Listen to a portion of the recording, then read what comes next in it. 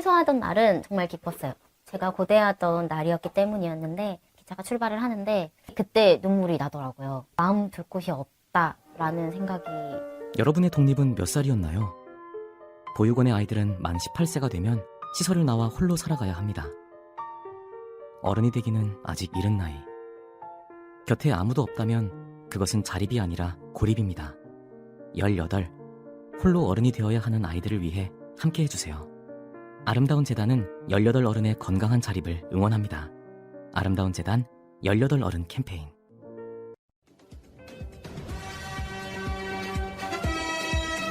꼭 알아야 할 어제의 뉴스.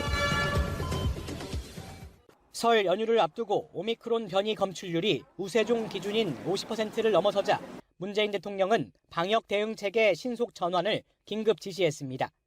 문 대통령은 단기간에 확진자가 폭증할 수 있다며 무엇보다도 대응 속도가 중요하다는 점을 강조하고 정부가 일사불란하게 대응할 것을 주문했습니다.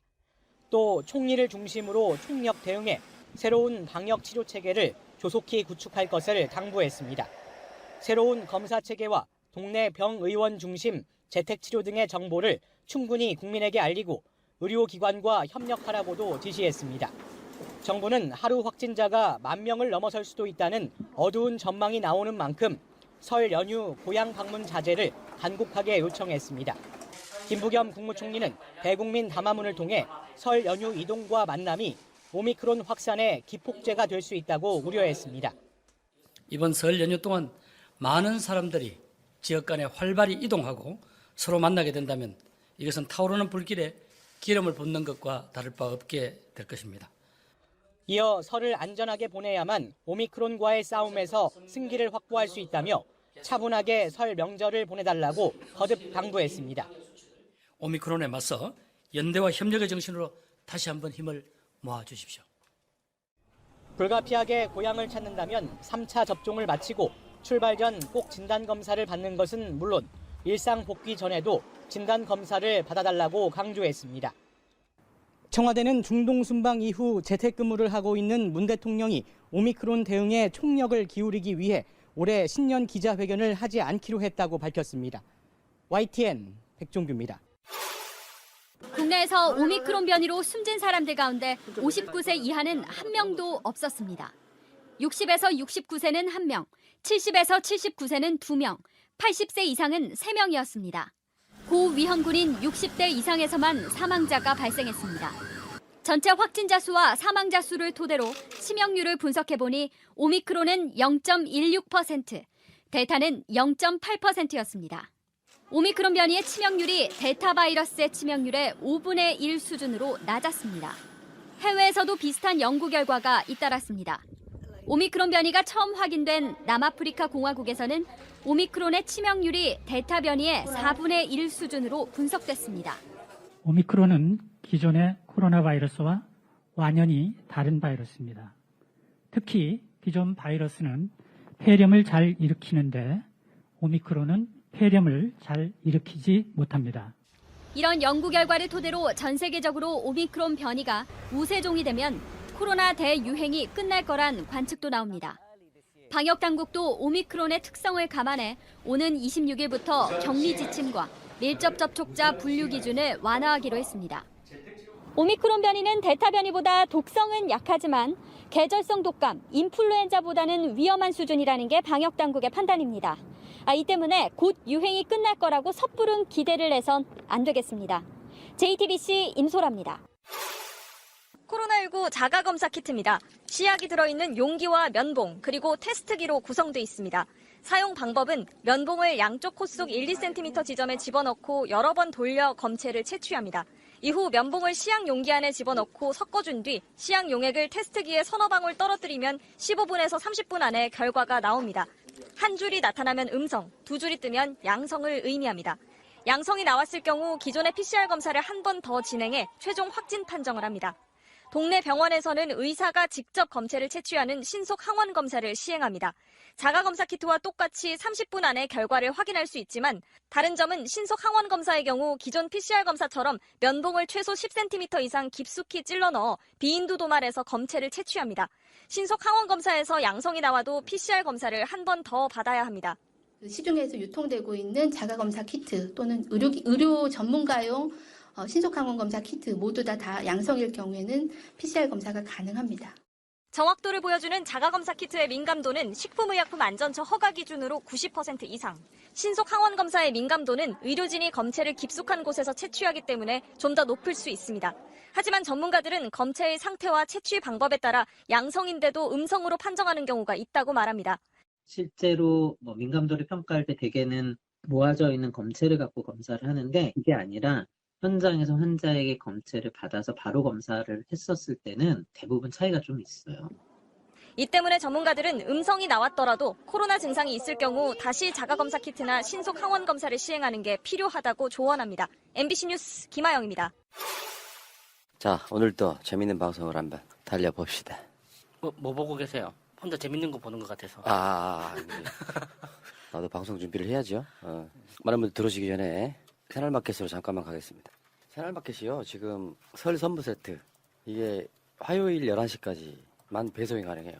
그러니까 화요일 11시에 마감을 합니다. 택배 접수를 마감한다는 거죠. 이거 보니까 나 자세히 이제 주말에 봤더니 괜찮은 선물들이 굉장히 많더라고요. 저렴한 것부터 가성비 괜찮은 것부터 시작해가지고, 사실 우리가 선물을 주고받는 문화라는 게 언제부터 생겼는지 모르겠는데 지금 사실 고향도 좀 못 가는 측면이 있잖아요.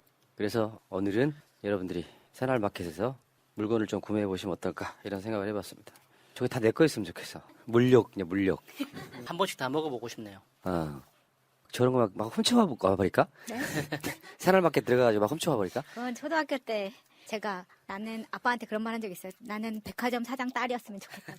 그런 거랑 똑같네요. 네. 백화점 딸? 옛날에는 그 슈퍼집 아들, 딸이 굉장히 부러운 대상이었죠. 그렇죠. 과자 이런 것들. 뭐 문방구 집 딸, 아들. 슈퍼하고는 제가 좀 사이즈가 다르긴 하네요. 아이, 기분 나쁠라 그래. 근데 그 시절에도 그 광주에 백화점이 있었더래요? 그럼요. 가든 백화점이라고. 가든 백화점이요? 가든 백화점. 되게 아주 추억 돋는 바로 이름이에요. 가든 백화점. 제가 살던 영도에는 아직도 백화점이 없거든요. 전기는 들어오죠? 그렇죠. 수도도 요즘 들어갔다고 하더라고요. 가만히 있어. 가든 백화점 어디가 있었지? 광주 백화점 아닌가? 그 자리가? 금남로에 있는 거. 잘 모르겠습니다. 네. 가든 백화점. 참. 네, 환희 나왔습니다. 환희 백화점. 환희가 아니고요. 환희예요. 환희. funny. 그러니까 FUNNY. funny. funny 백화점을 광주에서는 환희 백화점이라고. 얼마나 좋아. 와, 예. 정겹고 좋네요. 이 이야기하니까 광주 지역 방송인 것 같아. 우리 중앙 방송이에요. 우리 중앙 서울 방송이에요. 지금 새날마켓 PPL 해야 되는데. 아니 뭐 사시겠지 알아서 뭘 내가 여기다 계속해서 사라고 말을 하겠어요. 그렇죠. 안 사시더라도. 안 사시더라도 가봐. 네. 그리고 구경만 하세요. 회원가입도 좀 하시고요. 네. 좀 안 팔리면 또 책임은 내가 지는 거니까. 뭐 주말에 그 가까운 지인들한테 이렇게 선물 좀 돌렸죠. 지금 매출 오른 것 중에 내가 산 게 반이야. 뭔가 다단계 느낌이 나네요. 그 등급 그 점수 채우기 위해서 자기 돈으로 사는. 어떻게 방법이 이것밖에 없는데 우리 명절에 방송할 거거든요. 명절에 방송을 하면은 또 여러분들이 또 명절에 나와서 짠하다고 또 막. 그렇죠. 사실 딱히 할 일이 없어서 나오는 건데. 자, 새날마켓 사주세요. 화요일 오전 11시에 마감한답니다. 자, 선물 세트 등등 해가지고. 물건 파는 것도 내가 가끔씩 그 홈쇼핑 보면서 저 사람들보다 내가 더 잘하겠다 이런 생각 있잖아요. 네. 그럼 하세요, 빨리. 쇼핑 호스트 이런 거. 네. 오늘 보니까 제주 어멍 이런 거 세트가 좋던데요. 제주 네. 어멍. 그거 괜찮지. 네. 여기 쓰신 분들은 한우 좀 사시고. 자, 요즘 마감 임박. 날씨가 추워가지고 배송하는데도 좋긴 한데 요즘 택배 때문에 몰려 대란이 있으니까 일찍 가셔야 됩니다. 예, 알겠습니다. 갈게요. 예. 자, 방송 시작합시다.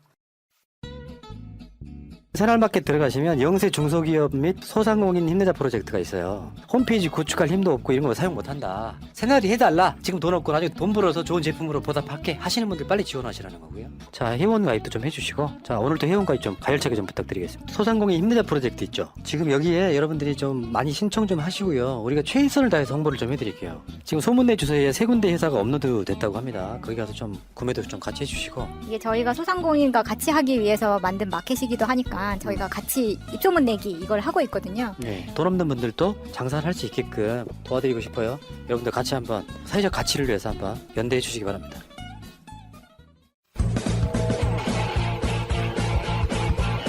제도로서의 민주주의가 흔들리고 구타는 일은 이제 없습니다. 민주주의가 밥이고 밥이 민주주의가 되어야 합니다. 자, 방송 시작하겠습니다. 지금 제 앞에 두 분 나와 계시네요. 자, 마차님. 안녕하세요, 마차입니다. 머리가 명품. 모자 아래가 명품. 모자 아래. 머리가 명품이에요. 자, 그리고 그 옆에는 저분도 머리가 명품. 야수인 나와 계십니다. 안녕하세요. 큰 명품. 명품. 야수입니다. 대품. 예. 자, 이 두 분과 함께 출발합니다. 잊지 않으셨죠? 하트를 꼭 눌러주세요. 오늘도 감사합니다.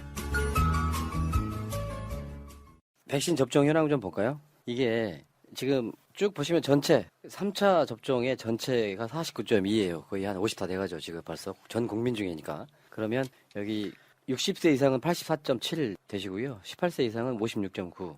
근데 일본이 지금 코로나 확진자가 이틀째 5만 명을 넘었어요. 근데 일본은 3차 접종이 지금 접종률이 2%인가 그밖에 안 돼요. 그러니까 지금 뭐 일본 뭐 보고 배워라 했던 언론사들 또 어디 또 기어 들어왔어. 지금은 할 말 없겠죠.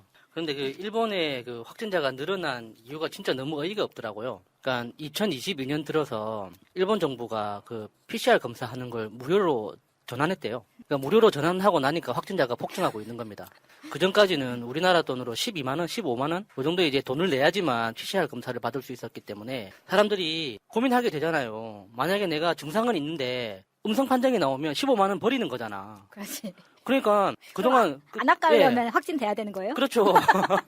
그러니까 아파도 참고 견뎠던 거예요. 한국도 지금 한국 얼마 전까지만 해도 아무나 가서 받으면 됐거든요. 지금 그렇게 안 해요, 이제. 지금은 어떻게 하냐면은 확진자가 나온 무슨 뭐 모임이나 이런 데 있잖아요. 그럼 그중에 3차 접종 맞은 사람들은 상당 부분 빼줍니다. 의무적으로 PCR 검사를 받아야 되는. 그러니까 사람들이 엄청나게 많이 와가지고 지금 한국도 지금 오미크론이 이제 우세종 됐거든요. 예. 그 오미크론 때문에 지금 7,000명 넘어가고 그렇지 않습니까? 이게 아마 이달 말 2월달 가면 더 번질 거예요. 그러니까 3차 접종이 그만큼 중요하다는 건데 3차 접종을 맞으면 오미크론 후유증의 90%를 예방할 수 있고 그 막아주는데 29배 정도. 그러니까 2차보다 3차를 맞으면 29배 정도 더 막아줄 수 있다고 하니까 이거는 3차는 필수적으로 맞아야 되는 거예요. 지금 뭐 2차까지만 맞고 3차는 맞기 싫다 뭐 이런 것도 기사로 나오고 있는데 3차가 꼭 필요하다는 이야기입니다. 변종이 계속 생기고 있기 때문에. 자, 여러분들 그 설날 고향 가십니까? 저는 안 가는 걸로. 방송의 어떤 사명감 때문에 안 가는 걸로. 그러니까 지금 실제로 정부에서 이번 설날은 고향 가지 맙시다 캠페인 또 하고 있습니다. 예. 저는 이게 마지막이었으면 좋겠어요.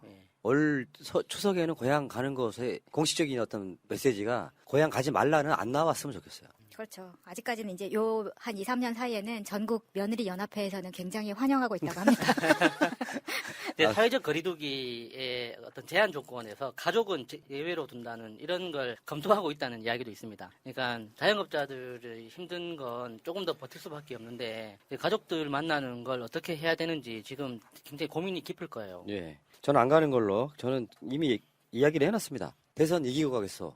3월 달에 가겠어. 걱정되는 게 오미크론의 그 재생산 지수라고 하죠. R0 값이 10이 넘는다고 하잖아요. 델타가 한 2에서 3. 그러니까 감염자 한 명이 다른 사람을 전염시킬 수 있는 가능성이 델타가 2에서 3 정도인데 2명에서 3명 정도인데 오미크론은 10명이 넘는다고 하더라고요. 세구나. 예, 세다, 그걸 세다고 표현하기에는 좀 그런데, 감염력은 센데, 증상은 약하죠. 아, 그렇죠. 예. 지금 미국 말도만 7, 80만 명씩 나오잖아요. 근데 이게 오미크론이 이제 확산이 돼서 아마 이번 주에 점점 불어날 거예요. 수요일 날쯤 되면 10,000명 넘어갈 가능성이 있어요. 이것도 흔듭니다. 또 그 기레기들이. 사실 다른 나라 이야기를 안 해주면 한국이 확진자가 이제 드디어 10,000명 넘었대. 20,000명 넘었대. 저는 미리 예방주사를 맞출 필요가 있다고 생각해요. 심리적 예방주사. 지금 오미크론 우세종이 되는 나라들은 대부분 다 지금 몇만 명씩 나오고 있는 상태라서 이게 현 정부를 흔드는 요소로 작동하지 않았으면 좋겠다는 생각이 들고요. 문 대통령이 그 중동 순방하고 돌아와서 광주 붕괴 사고를 이제 정부가 주도적으로 좀 수습해달라 이런 이야기를 하니까 모 커뮤니티에서 그랬다 그러죠. 이거 왜 나라가 왜 나서냐 뭐 이런 식으로 이야기했다 그러는데 좀 무식한 소리죠. 왜냐면은 민간의 힘으로만 안 되는 것들이 있잖아요. 예. 물론 이제 그 현장의 그 실종자 가족분들은 현대산업개발이 거의 뭘 안 한다. 뭐 이런 상황이긴 합니다만 가장 중요한 건 정부 입장에서 봤을 때 예를 들면 뭐 우리 세월호 사건 났을 때 정부가 사실상 아무것도 안 한 거에 가깝잖아요. 그런 방식으로 가면 안 되기 때문에 코로나도 마찬가지고요. 정부가 나서 주면 훨씬 더 좋은 거죠. 그러니까 정부가 왜 나서냐고 묻는 그 질문 자체가 너무 좀 포악하고 무식한 거예요. 그럴 거면은 119는 왜 있으며 왜 그 소방관들은 왜 그렇게 고생하면서 근무를 합니까? 그 이유 여하를 불문하고 사고 원인이 뭐가 됐든지 간에 국민의 어떤 그 신체와 생명에 뭔가 중대한 위험이 있으면 당연히 정부에서 개입을 하는 거죠. 교통사고 났을 때 경찰관이 왜 개입합니까? 그거 다 종합보험 들었을 텐데 보험회사 와서 다 처리하면 되지. 사람이 죽든 말든 정부가 왜 관여를 하냐고요. 근데 이번 기회에 정부가 더 많이 관여해가지고 향후에 지어진 아파트에 대해서는 지금 계속해서 부동산은 천정부지로 올라가는데 예를 들면 층간소음 같이 아주 기본적으로 불만이 많은 상황에 있어서는 개선이 되고 있지 않은 거예요. 이런 부분까지 그러니까 만들어질 때부터 더 엄격하게 관리가 들어가야 된다고 생각합니다. 이 정도 되면은 사람이 지금 한두 번 죽어나가는 게 아닌데 이거는 당연히 국가가 들어가야 되는 거죠. 이 커뮤니티가 이러한 문제를 제기하는 것에 있어서 이 정부가 정말 말도 안 되는 것까지 공격받고 있다라는 걸 보여주기에 좋은 기사였다 오히려 이런 생각이 듭니다. 알겠습니다. 자, 국가가 하는 일들이 다 마음에 들 수는 없겠죠. 근데 국가가 어떤 마인드 속에서 운영이 되느냐는 굉장히 중요하다고 생각해요. 만약 윤석열 같은 자가 대통령이 되면은 국가의 역할은 굉장히 억압하는 쪽으로 갈 거예요. 말도 안 되는 것들이 계속 반복되지 않을까 이런 생각을 해봤습니다. 결혼 기념일이라고 남편이 꽃을 사갔더라고. 아, 행복하겠다, 언니. 차라리 돈으로 주지. 먹을 수도 없고, 나중에 버리기도 힘들고 말이야. 그러나 마음을 전할 때 꽃보다 좋은 것은 없습니다. 인생에 있어서 돈이 전부는 아닙니다. 꽃은 기쁨과 슬픔을 함께합니다. 새가 날아든다와 연대하는 전국 꽃 배달 잠이온 꽃집. 010-3608-7576 여보, 고마워. 추미애 장관이 그런 이야기 했었죠. 대선 지면 감옥 갈 것이다. 내가 이재명 후보가 한 말이죠. 괜한 말 아니다. 이렇게 이야기를 했는데 한번 페이스북 한번 볼까요? 이거 한번 읽어주세요. 여기 있어요. 4페이지. 김건희 씨, 제보할 게 있으면 내가 연락처를 보내줄 테니까 거기다 해. 내가 한동훈이한테 전달하라고 할게. 몰래 해야지 말 조심해야 돼. 어디 가서 절대 조심해야 돼. 이게 김건희 씨가 한 말입니다. 네. 무서운 공작 부부입니다. 2020년 검언 공작과 고발 사주가 벌어진 당시에도 김건희 씨와 한동훈은 4개월 동안 무려 9차례나 통화를 했고 3개월간에 332차례 카톡을 주고받았다는 것입니다. 이는 징계 의결서에 기재된 사실로서 매체 보도도 된 것입니다. 그런데 제가 페이스북에 글을 썼다고 한동훈은 공수처에 저를 고발했습니다. 남편은 이미 검찰을 떠났는데도 현직에 있는 고위급 검사를 집안 심부름하는 집사처럼 함부로 이름을 부르며 심부름시킬 수 있는 부인을 둔 윤석열 후보입니다. 이재명 후보가 선거에서 지면 없는 죄도 만들어 감옥 갈 듯하다라고 우려를 했습니다. 괜한 말이 아닙니다. 윤석열 사단은 검찰을 떠나지 않았고 검찰 정권 탄생을 기다리며 그대로 남아 있습니다. 김건희 씨의 여러 혐의도 제대로 수사하지 않고 있습니다. 윤석열, 김건희 부부가 대선에 이기면 검찰권을 자신들의 권력 유지에 이용하고 치부를 하는 공포스러운 일이 벌어질 것입니다. 괜히 하는 말이 아니다. 실제로 그런 거 아니겠습니까? 우리가 보다시피 대장동 건인의 뭔 해석 어떻게든지 꽤 맞출 거예요. 우리가 그 노무현 대통령 수사에서 봤잖아요. 실제로는 서로 연락을 하거나 뭐 이런 게 없었는데 뭐 뇌물을 받았다 이런 식으로 프레임화 시켜가지고 나중에는 논두렁 시계까지 만들어가는 과정들이 있잖아요. 문 대통령은 어떨까요? 탈원전이라든지 이런 것들 또 꼬투리 잡아가지고 또 수사하고 그럴 가능성이 되게 없죠. 특히나 그럴 일은 없겠지만 윤석열이 정말 대통령이 된다면 지금 현재의 그 검찰이 어떤 식으로 변화할지 한번 상상해 볼 수 있는 거죠. 그러니까 지금 현재 그 수사권이 분리되기 이전에 검찰 조직으로 빠르게 돌아갈 겁니다. 지금 현재는 윤석열이라는 그 개인에 대해서 불만을 가진 세력과 윤석열에 아직도 줄 서고 있는 그 두 세력이 검찰 내에서 싸운다는 이야기가 있는데 윤석열이 당선되는 순간 그냥 한 방에 다 엎어지는 거죠. 이렇게 공수처 폐지하고 경찰한테 넘어갔던 수사권 다시 다 가져오고 다시 그 옛날에 검찰로 돌아가는 거죠. 그러면은 못할 짓이 뭐가 있겠습니까? 김건희가요 청와대에 있으면서 검찰총장한테 내 검찰총장이 한동훈이가 되는 거야. 끔찍하다. 그런 상황들을 만들어 가면서 지금 아까 그 추미애 장관도 그랬잖아요. 9차례 통화하고 3개월간 332차례 카톡을 주고받았다. 한동훈은 윤석열이 검찰총장을 그만둔 뒤에는 김건희랑 연락한 적 없다. 근데 그게 김건희가 아니고 예를 들면 김건희 측근일 수도 있고요. 그리고 그 반대로 또 해석하면 검찰총장을 그만두기 전에는 여러 차례 연락했다 이렇게 받아들일 수도 있잖아요. 그러니까 대한민국 사회가 시스템화시키고 검찰 개혁을 하려고 하는 이유가 이런 거예요. 죄도 없는 사람을 죄가 있게 만드는 거죠. 아마 이번 대선의 변곡점 중에 하나가 목요일 날이 될 거라고 저는 생각해요.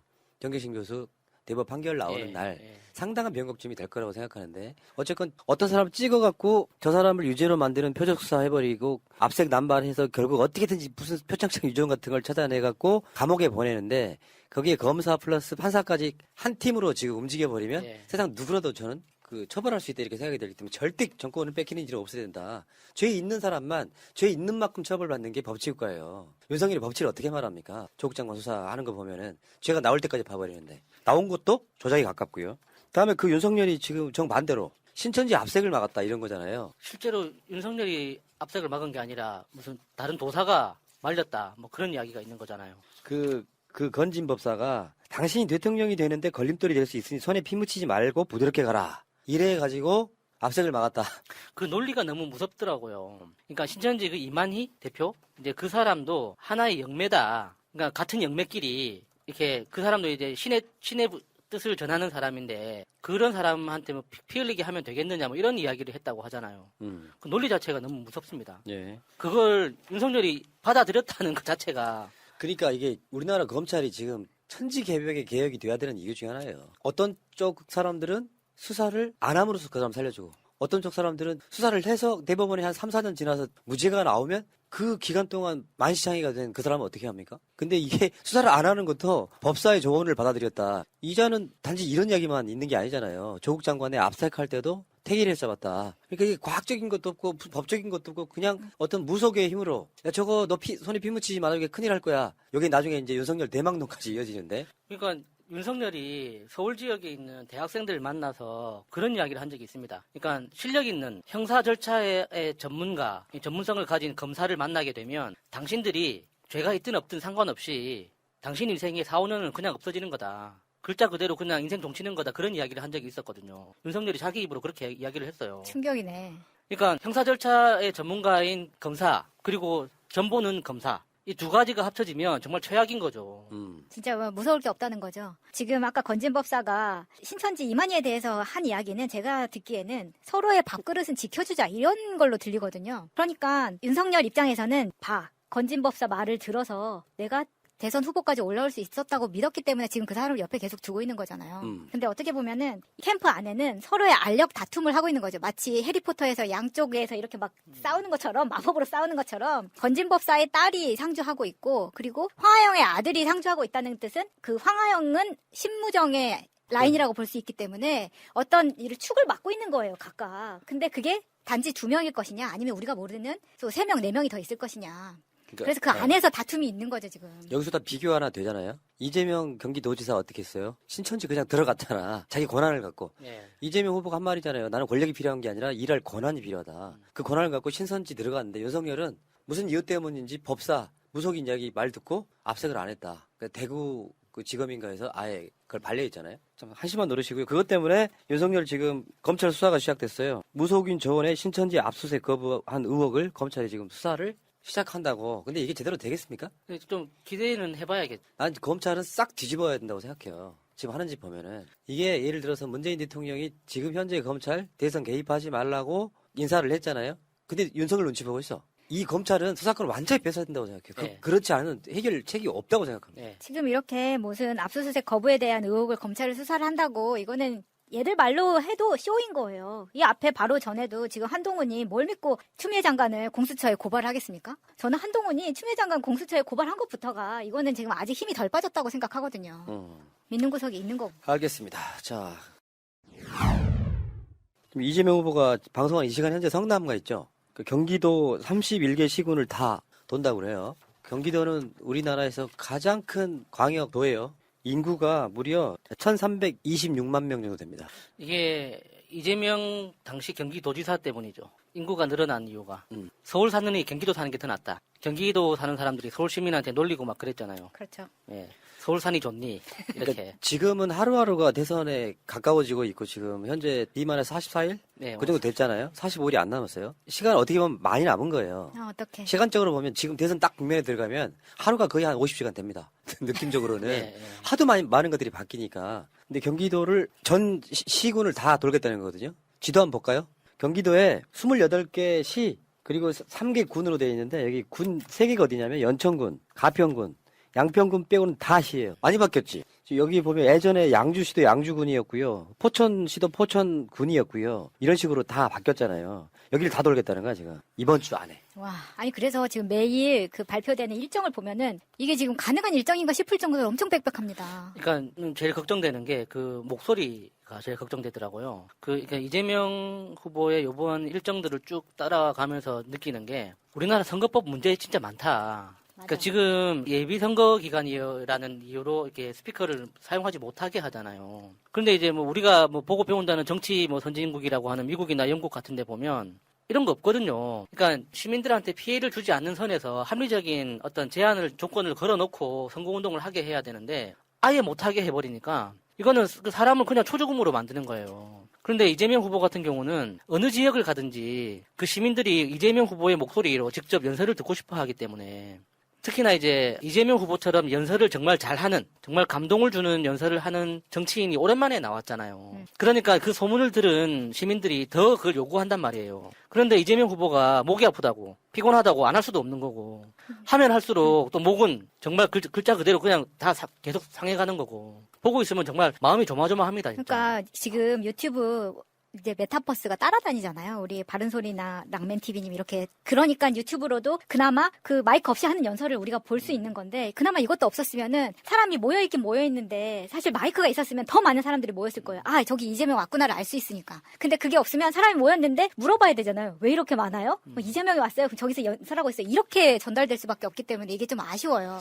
옛날에 집회 방식을 하나 써봤으면 좋겠어. 옛날에 마이크 없을 때요. 앞에 나가서 연설하는 사람이 한마디 하면은 다른 사람들이 그거를 확성기처럼 똑같이 따라해 주는 거예요. 여러분! 그 밑에 옆에서 여러분! 계속해서 전달해 주는 옛날에 그랬다고요? 그런 시절이 있었어요. 제가 그 독립운동 할 때. 구한말에? 뭐 고종이 살아있었을 때 그런 느낌이에요. 오늘 연설도 정말 그 감동적인 부분이 나와가지고 이제 후보가 약간 울면서 이렇게 연설을 하면 그거 어떻겠어요? 보는 사람 다 울면서 들을 거 아니에요. 감동이 배가 됐을 텐데. 여러분, 대장동 이거 억울해서 피를 토할 지경입니다.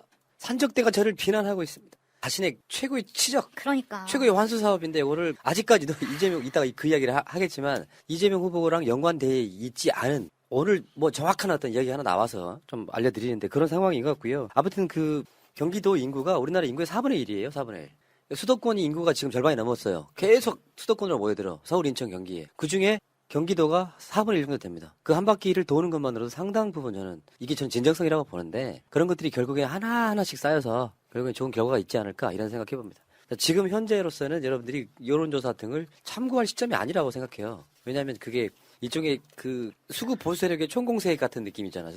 우리가 지난주에 알려드린 것처럼 무슨 리서치 같은 경우는 아예 그냥 저쪽 사람인데 그냥 여론조사 해가지고 막 50% 넘기고 이런 장난질이 좀 있기 때문에 신경 좀 끄시고 지금은 이재명 후보의 한마디 이런 것들을 보시면서 내가 한마디 전파하는 게 중요해요. 그러니까 그게 이제 이재명 후보가 원하는 지지층 집결인데 주말에 이런 메시지가 있었어요. 본인이 여러분이 좀 SNS에서 많이 홍보해 주시고 도와주십시오라는 메시지가 나왔는데 그거를 보자마자 되게 울컥하더라고. 아, 혹시 마음이 힘든 거 아닌가라는 생각이 들 정도로 그런 짠함이 있었어요. 그런데 주말에 이런 이야기 했었잖아요. 죄가 없더라도 만들어서라도 감옥 보낸다. 저는 이 말을 안 했으면 주말에 사실 메타버스가 몰랐을 정도로 김건희 때문에 묻혔을 수 있거든요. 그나마 이렇게 자극적인 말을 하니까 기사로 나오고 하는 겁니다. 이 말은 지지층 집결을 호소하는 것이기도 하거든요. 뭐 우리끼리 유튜브 보면 뭐해 뭐 이런 말씀 하시는 분도 있는데 중요한 건 뭐냐면 여기서 들은 팩트 체크를 가지고 내가 내 옆에 사람한테 설명을 할 수 있을 정도로 내가 이해했나? 이게 중요한 거예요. 그것 때문에 저희가 계속해서 같은 이야기를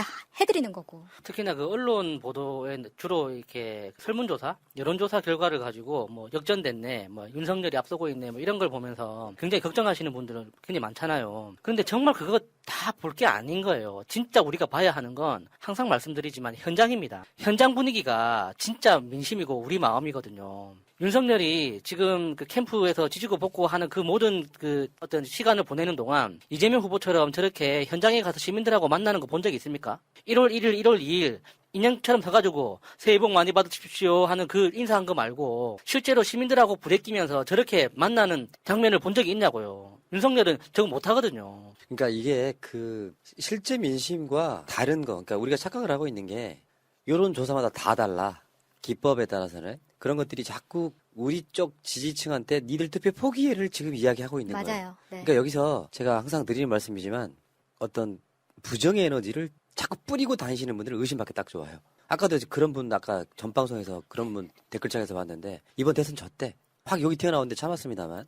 왜 그 선거일이 3월 9일인데 왜 지금 1월 달에 그런 말을 합니까? 그러니까 주저앉히려고 그러는 그러니까. 거예요. 내가 네. 저 4월 달 재보궐선거 서울시장 부산시장 때 했던 이야기가 정답이에요. 엊그저께도 어떤 분이 댓글을 이렇게 다셨더라고. 서울시장 이긴다며 네 말 듣고 투표했는데 졌다 이렇게 이야기를 하는 거예요. 그때 내가 주로 했던 이야기는 그거예요. 미디어의 장난질, 여론조사 장난질에 섞지 마라. 결론적으로 봤을 때 포탈과 여론조사가 그 선거 이긴 거예요. 투표장 안 나가게 만드는. 그러니까 지금도 여론조사 믿지 마세요라고 이제 외치시는 분들이 많은데 이게 약간 부정적인 메시지가 될 수 있어요. 이걸 차라리 여론조사 전화를 적극 받아주세요라고 그래. 해주세요. 왜냐하면 이게 계속해서 내가 여론조사를 전화도 안 오더라 일단. 그렇지만 이건 랜덤이기 때문에 누군가에게는 언젠가는 올 수 있어요. 그러면 그 전화를 끝까지 받아주는 것이 그나마 한 표라도 행사하는 것과 마찬가지입니다. 아니 우리 국민이 어떤 사람들인데 저 따위 후보를 찍겠습니까? 전 믿고요. 이재명 후보가 성남 가서 눈물 흘리는 사건이 있었어요. 그게 이제 한번 생각을 한번 해보자고. 대선 후보가 돼서 여당의 대선 후보가 돼서 자기 정치적 고향으로 돌아간 거잖아요. 성남에서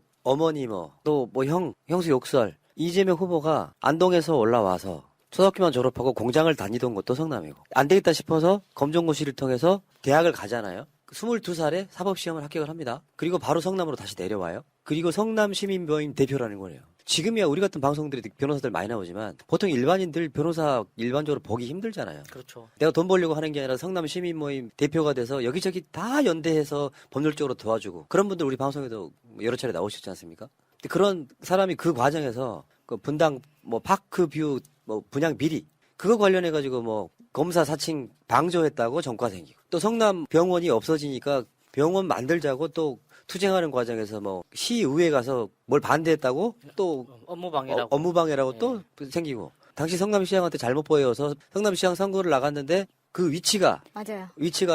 통로도 아니다 해갖고 또 50만 원. 또 성남시장 비리 제보자 만나러 가는 상황에 술 먹고 있다가 대리운전을 어떻게 할 수가 없어가지고 음주운전해서 딱 그게 전과 사범이거든요. 그런 곳에 다시 돌아갔을 때 느끼는 어떤 감회는 어떨까 이런 생각을 한번 해봤습니다. 그러니까 대장동도 그렇고, 그러니까 그 욕설 녹음 파일도 그렇고, 그러니까 다 사실과 다르게 왜곡해서 공격을 하는 거잖아요. 거기다가 증명할 수 없는 거 하지 않았다. 하지 않은 걸 어떻게 증명하겠습니까? 거기다가 이재명 후보가 했던 말 중에 가장 마음 아픈 게 어머니도 셋째 형도 지금 이 세상에 안 계신다. 이제 그만해 하면은 안 되겠느냐.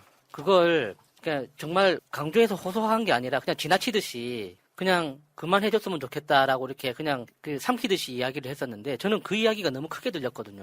너무 잔인합니다, 진짜. 아니, 김건희가 이명수 기자하고 분명히 공적으로 대화한 거예요. 그게 어떻게 사적 대화입니까? 이명수 기자가 첫 통화에서 그렇게 이야기를 했다고 하더라고요. 그 누나 동생 하자고. 그러니까 이명수 기자가 두 번째 통화 때, 그거는 좀 이상한 것 같다고. 내가 취재차 전화를 드렸는데 어떻게 누나라고 부를 수 있냐고. 그러니까 세 번째 통화 때 또 김건희가 그랬대요. 아니다, 나는 동생 하고 싶다. 동생이라 누나라고 불러라. 알았다고 했다는 거예요. 그런 식으로 이루어진 공적 대화가 공개되는 거하고 비교하면서 이게 너무 이렇게 기준이 안 맞는 거예요, 둘 다. 맞아요. 근데 네. 전 방송도 보고 느낀 건데 여론조사가 안 나오면 부정 에너지를 퍼뜨리는 게 패널이어서는 안 된다고 생각. 왜냐하면 여론은 바뀌는 게 아니에요. 잘 생각해봐. 5,200만 명 중에 1,000명이 필요해. 그러면 왜 여론조사가 잘 나오겠어요? 저쪽이 사기가 올라가 있어서 그 짧은 시간 몇 분 시간 내야 되는데 일부러 응답을 하는 거예요. 여론이 바뀌어서 여론조사가 나빠지는 게 아니라 저쪽 진영에 사기가 올라가 있으면 적극적으로 응답한다는 거예요. 그리고 이 악순환이 계속되면 안 된다는 거지. 그리고 지금 어마어마하게 지고 있거나 그런 거 아니지 않습니까? 네. 박빙이라고 보시면 될 것 같고 이재명 후보가 부동산에 계속 지금 사실 몰빵하고 있거든요. 왜냐하면 그게 가장 본인을 힘들게 하는 부분이라고 생각을 하고 있죠. 그래서 서울에 1기 신도시 3개 짓겠다 같은 실제로 저번에 우리 방송 공약 방송 있잖아요. 이액공에 나오는 그 이현욱 변호사가 경기 도시개발공사 사장이었어요. 예. 그분이 찾아다녀 보니까 서울이고 경기도고 땅이 엄청 많더라는 거예요. 집 지을 곳이 되게 많은 거예요. 그러니까 우리가 생각했을 때 대한민국 막 무슨 포화 상태 같잖아요. 예. 근데 한국이라고 하는 나라의 특성 중에 하나가 남북한 다 합치면은 산악지방이 70% 나머지 몰려서 한다 그러잖아. 예. 근데 그 산악지방에도 그린벨트 같은 게 막 묶여져 있고 근데 지금 훼손이 돼서 그린벨트로서 가치가 없는 거 거기다 짓겠다 이런 이재명 후보 이런 공약들이 있거든요. 그래서 서울의 3분의 1 배정하겠다 그럽니다. 공급을. 그러니까 저는 서울에 1기 신도시 3개 짓겠다 저 헤드라인을 보고 저는 좀 오해를 했었어요. 서울에 신도시를 짓는다고? 근데 그 뜻이 그게 아니라 그러니까 보통 1기 신도시가 신도시 하나당 한 20만 호 정도를 지었다고 합니다. 그러니까 서울에 공급하려고 하는 물량이 61만 호인데 그게 이제 1기 신도시 기준으로는 신도시 3개 정도 물량이 공급된다. 이제 그런 의미라고 하더라고요. 그러니까 이게 당연히 이제 그 공적 물량, 그러니까 그 주택개발공사에서 공급하는 물량도 상당수 들어가지만 민간 분양, 그러니까 민간 건설, 그러니까 재개발, 재건축까지 포함하는 거여가지고, 그러니까 그동안 특히 재건축, 재개발 관련해서 목말랐던 서울의 실수요자들이 굉장히 많이 있거든요. 그런 사람들한테는 굉장히 호재로 작용할 수 있을 겁니다. 예. 그리고 물량만 늘리는 게 아니고요. 반값으로 공급하겠다. 이것도 지금 이재명 후보의 승부수 중에 하나입니다. 그러니까 이게 분양가 상한제라고 하잖아요. 그러니까 이제 이재명 후보가 굉장히 오래전부터 추진했던 게 이제 건설원가 공개. 이걸 계속 주장을 했었는데 이걸 이름을 살짝 바꿔가지고 이제 그 분양가 상한제를 통해서 기존 시장 가격이 아니라 건설 비용을 나눠 부담하는 방식으로 가격을 책정을 하겠다. 그렇게 되면 지금 현재 시세 가격의 2분의 1 내지 3분의 1 정도까지도 떨어질 수 있다. 그러면 그러니까 부동산 시장에 분명히 영향을 미칠 겁니다. 그러니까 지금 부동산 아파트 가격이 지금 현재 그러니까 하향세를 지금 그리고 있잖아요. 네. 그게 이런 소식을 기다리는 사람들이 대기하고 있는 거죠. 그러니까 이재명 후보가 경기도에서 해보니까 택지 조성 원가 등을 따져서 해보니까 30평대가 3억 원이면 된다는 거야. 30평대 3억 원이면 그게 이제 뭐 경기도 시세로 보면은 한 지금 현재 6억 정도 되는데 3억이면 가능하다. 평당 1,000만 원에서 많이 가도 1,200, 1,500 이렇게 간다고. 평당 1,000이니까 30평이 3억 되는 거죠. 사실 그렇게 돼야 되는 게 맞을 것 같고요. 근데 지금은 강남에 보통 평당 1억 정도 하잖아요. 아니 유럽의 성보다 더 비싸다니까. 강남의 아파트가. 그러니까 캐슬이잖아요. 뭐 저번에 내가 그런 이야기 들은 적이 있는데 강남의 아파트 한 40평대 아파트를 하나 사면 프랑스 가서요 집을 한 4채 살 수 있대요. 그렇죠. 성을 산다니까요. 성을. 이건 좀 문제가 있는 것이고 제가 봤을 때 문재인 정부가 부동산 정책을 사실 공급적으로 돌린 것은 상당히 뒤쪽이거든요. 그것 때문에 이제 이 공급이 부족해서 그러니까 전에는 대출이라든지 이런 것만 막았었잖아요. 공급을 통해서 필요한 사람한테 공급을 해버리자라고 바뀐 게 사실 얼마 안 됐고요. 그런 면에서 지금 이재명 후보는 부동산 문제에 대한 답을 공급으로 지금 잡고 있는 것 같고 지금 300만 호 정도 짓는 거니까. 기존 문재인 정부에서 공급할 계획으로 잡고 있던 205만 호 플러스 110만 호 정도 해서 310만 호니까 이게 그렇게 무리한 계획은 아니거든요. 거기다가 이제 집 없는 서민들한테 굉장히 눈에 띌 만한 게 LTV 90%까지 인정한다는 거. 그러니까 생애 첫 주택 구입일 경우에 LTV 90%까지 적용한다. 이거는 정말 집 마련을 하는 걸 정말 생애 어떤 유일한 소망으로 가지신 분들한테는 굉장히 좋은 기회가 될 수 있죠. 알겠습니다. 자, 이재명 후보 화이팅 하시고요. 사람이 이렇게 우리가 좋아하는 사람이 울면 마음이 짠해지거든. 반성을 하게 돼. 이분을 위해서 내가 더 뛰어야 되겠구나. 기본적으로 다운되네요, 좀. 오늘. 뭐가 다운돼요? 나 의지가 섰는데 왜 부정에너지를 전파하고 그래? 어? 아니, 내가 사실은 몸이 별로 안 좋아서 이번 주는 방송을 한번 쉬어볼까 했거든요. 나머지 분들만 방송하라고. 예. 쉬어볼까 했는데 쉴 수가 없네. 이재명 후보 저러고 돌아다니는데 내가 쉴 수가 없어. 그럼요. 저는 항상 드리는 말씀이 그거예요. 우리가 네거티브에만 집중하면 선거 져요. 이 적당하게 공격도 하고 우리 쪽도 홍보를 해야 되는 게 정상적인 모습이라고 생각해요. 나 그렇게 하는 것이 올바른 선거전이다 이렇게 생각합니다. 자, 여기까지 하겠습니다. 저 상대원 꼭대기에 우리가 살았는데 어머니께서 이 화장실에 출근하시기 전에 제 손을 잡고 공장에 바래다 주셨습니다. 그래도 행복했습니다. 그래도 밤늦게 야간 작업 처리 끝나고 오면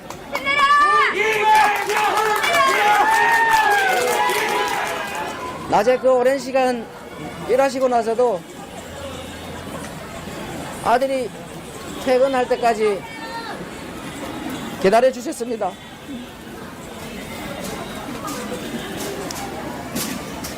그렇게 열심히 살았습니다. 제가 시장이 된 이유도 단순했습니다. 이 부패한 정치 그만두고 우리 국민들이 진정으로 필요한 것들을 하자. 그래서 시장이 됐습니다. 우리 성남의 사람들은 다 아시지 않습니까? 저희 가족들을 동원해서 저를 공격하기 시작했습니다. 근데 제 형님께서 시정에 개입을 하셔서 공무원들한테 이래라 저래라 이거 해주라 저거 해주라 이렇게 할 때 제가 어떻게 해야 되겠습니까? 완전히 다 막았습니다. 공무원들 전화도 못 받게 상대도 하지 말라고 했더니 어머니를 통해서 저를 통화하겠다고 어머니 집을 찾아갔습니다. 집에 불을 질러 죽인다고, 교회에 불을 지른다고 협박을 하니 어머니가 저한테 전화하셨습니다. 그게 시작이었습니다. 어머니가 집에 들어가지를 못하셨어요.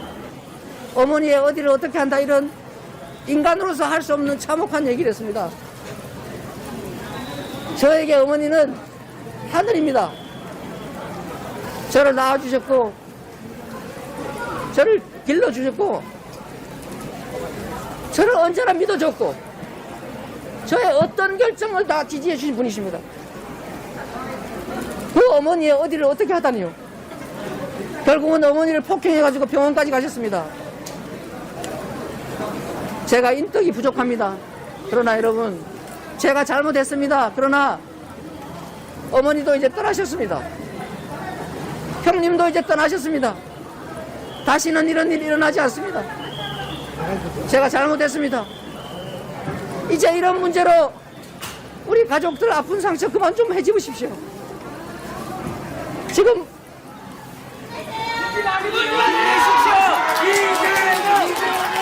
그게 친인척 비리고 친인척의 시정 개입이고 결코 해서는 안 될 일입니다. 그래서 그걸 막느라고 벌어진 일입니다. 국민 여러분, 잘못했습니다. 앞으로 그러지 않겠습니다. 힘내십시오, 후보자님. 언니, 나 요즘 운동도 못하고 기름진 음식을 많이 먹어서 그런지 혈관이랑 중성지질 관리가 필요하대요. 그래? 그럼 깨끗한 혈관 관리를 위해 코어 오메가3를 먹어. 코어 오메가3? 코어 오메가3는 체내 흡수율이 높은 RTG 오메가3를 사용해서 깨끗한 혈관과 중성지질 개선의 효과를 인정받았고, 루테인과 비타민 A를 넣어 눈 건강까지 한 번에 케어하는 복합 기능성 오메가3야. 오, 믿을 수 있는 건강기능식품이네? 그럼 온 가족이 같이 먹어야겠다. 그래서 2+1 이벤트 중이야. 와, 가격도 합리적이네. 깨끗한 혈관과 눈 건강을 한 번에. 검색창에 코어 오메가3를 검색하세요. 김건희 이야기로 한번 가볼까요? 여러분들 이제 통화 녹취 내용만 이야기하시는데 사실은 김건희의 가장 큰 핵심 범죄는 주가 조작이죠. 그러니까 거기에 그 전에 논문, 표절 뭐 이런 것들이 다 있지만 김건희가 처벌받아야 될 건 주가 조작이다. 그런 면에서 한번 이걸 한번 볼까요? 더불어민주당 선대위 현황대 대응 TF가 2014년 도이치모터스 주요 주주 명부 감사 보고서를 일단 공개를 했어요. 여기에 보면 주요 주주 명부에 2014년이에요. 여기 숫자 중요해요. 김건희가 0.32%, 주식수는 77,079주 이렇게 돼 있단 말이에요.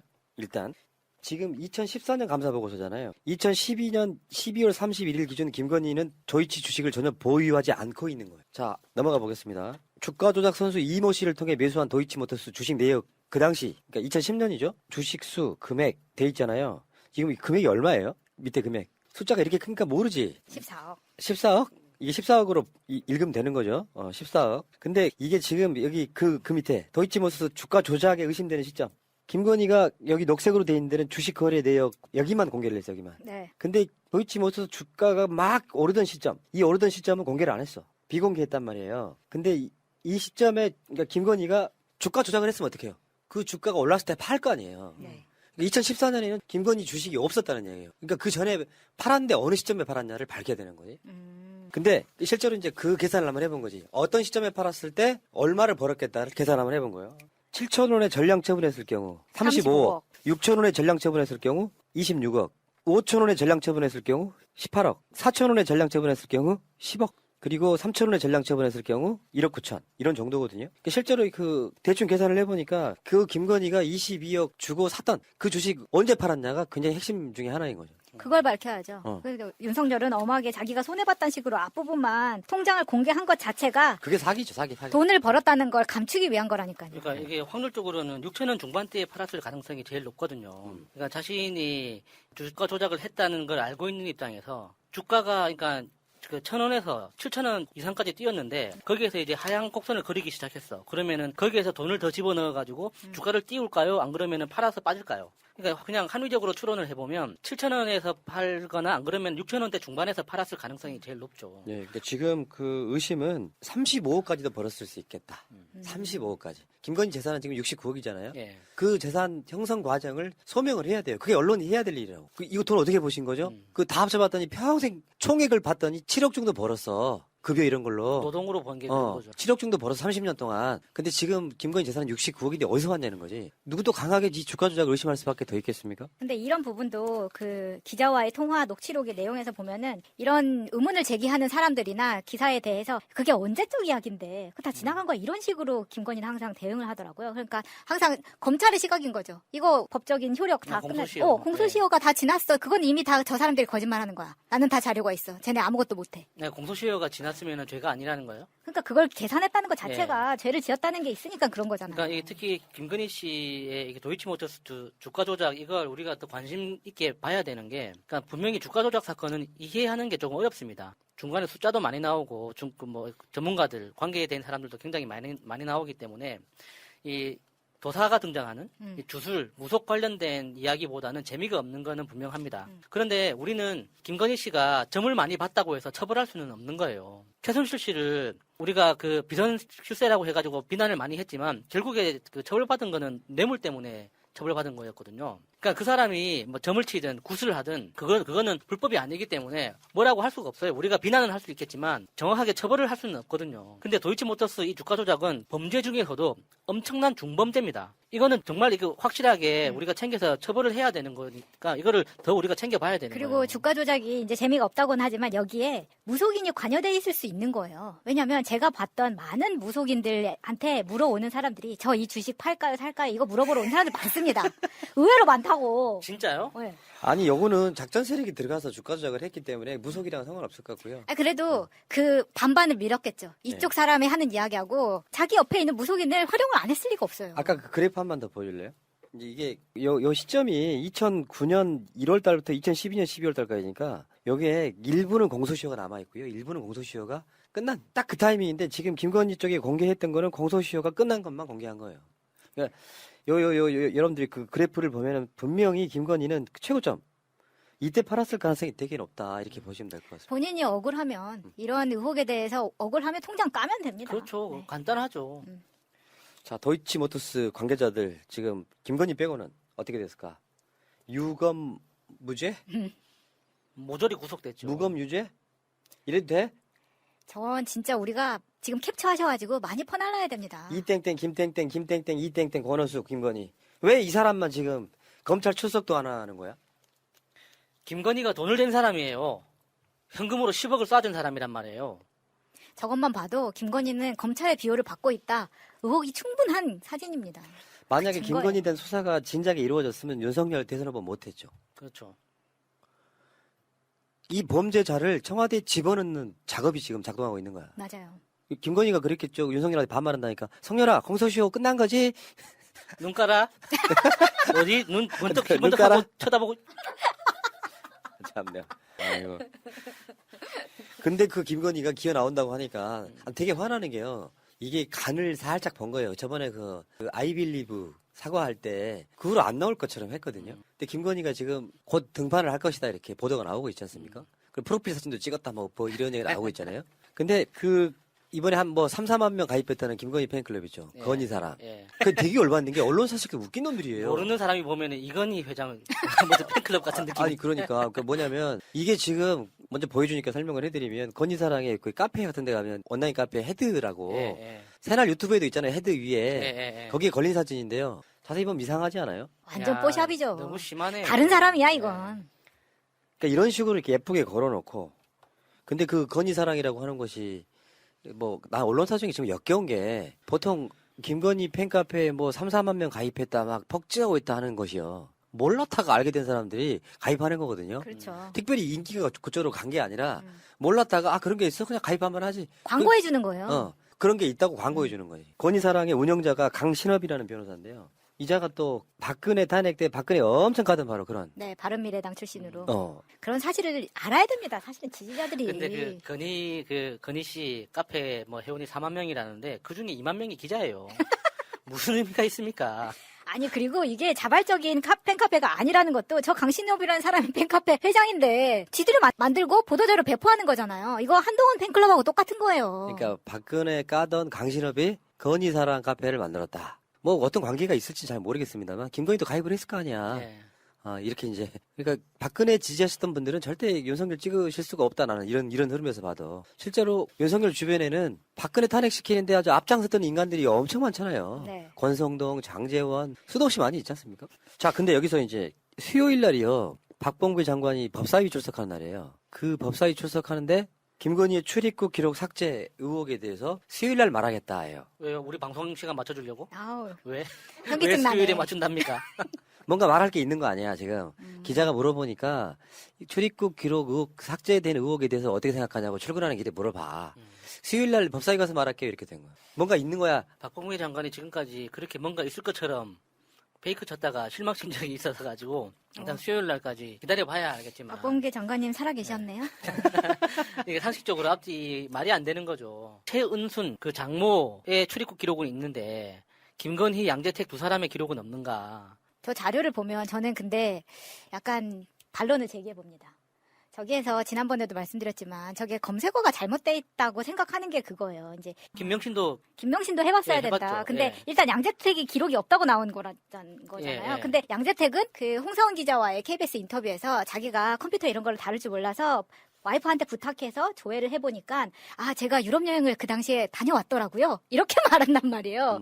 그러면은 이거 기록 없다는 것은 일시적으로 지웠느냐 아니면 나중에 그럼 양재택 검사의 와이프는 어떻게 검색을 했느냐 이게 중요한 거죠. 조회를 했다는 게 그러니까 보통 그 여권을 봤다는 뜻이지. 실제로 출입국 관리 사무소에 전화해가지고 내 출입국 기록을 조회해주세요. 그거는 본인밖에 못하는 거거든요. 그러니까 그거는 전체적으로 말이 안 되는 거예요. 그리고 저 출입국 관리 기록 자체가 보존 연한이 영구 보존이에요. 맞아요. 그래서 삭제할 수가 없는 거거든요. 아니 그 공인 인증서가 있으면 들어가서 볼 수 있으니까 아마 와이프가 그걸 가지고 있었으면 그러니까 조회는 할 검색이 수 되지 않았을까. 있을지 모르겠지만 삭제할 수는 없는 그렇죠. 거예요. 삭제는 안 예, 되죠. 예. 그러니까 만약에 누군가 삭제를 했다면 그럼 공권력이 그 행정 시스템의 전산 시스템 어떤 설계 특성상 분명히 그 로그인 한 사람 그리고 그 삭제한 사람 언제 어떤 컴퓨터에서 삭제를 했는지까지가 다 기록이 되기 때문에 저거는 찾아보면 다 나오는 거예요. 누가 삭제했는지. 예.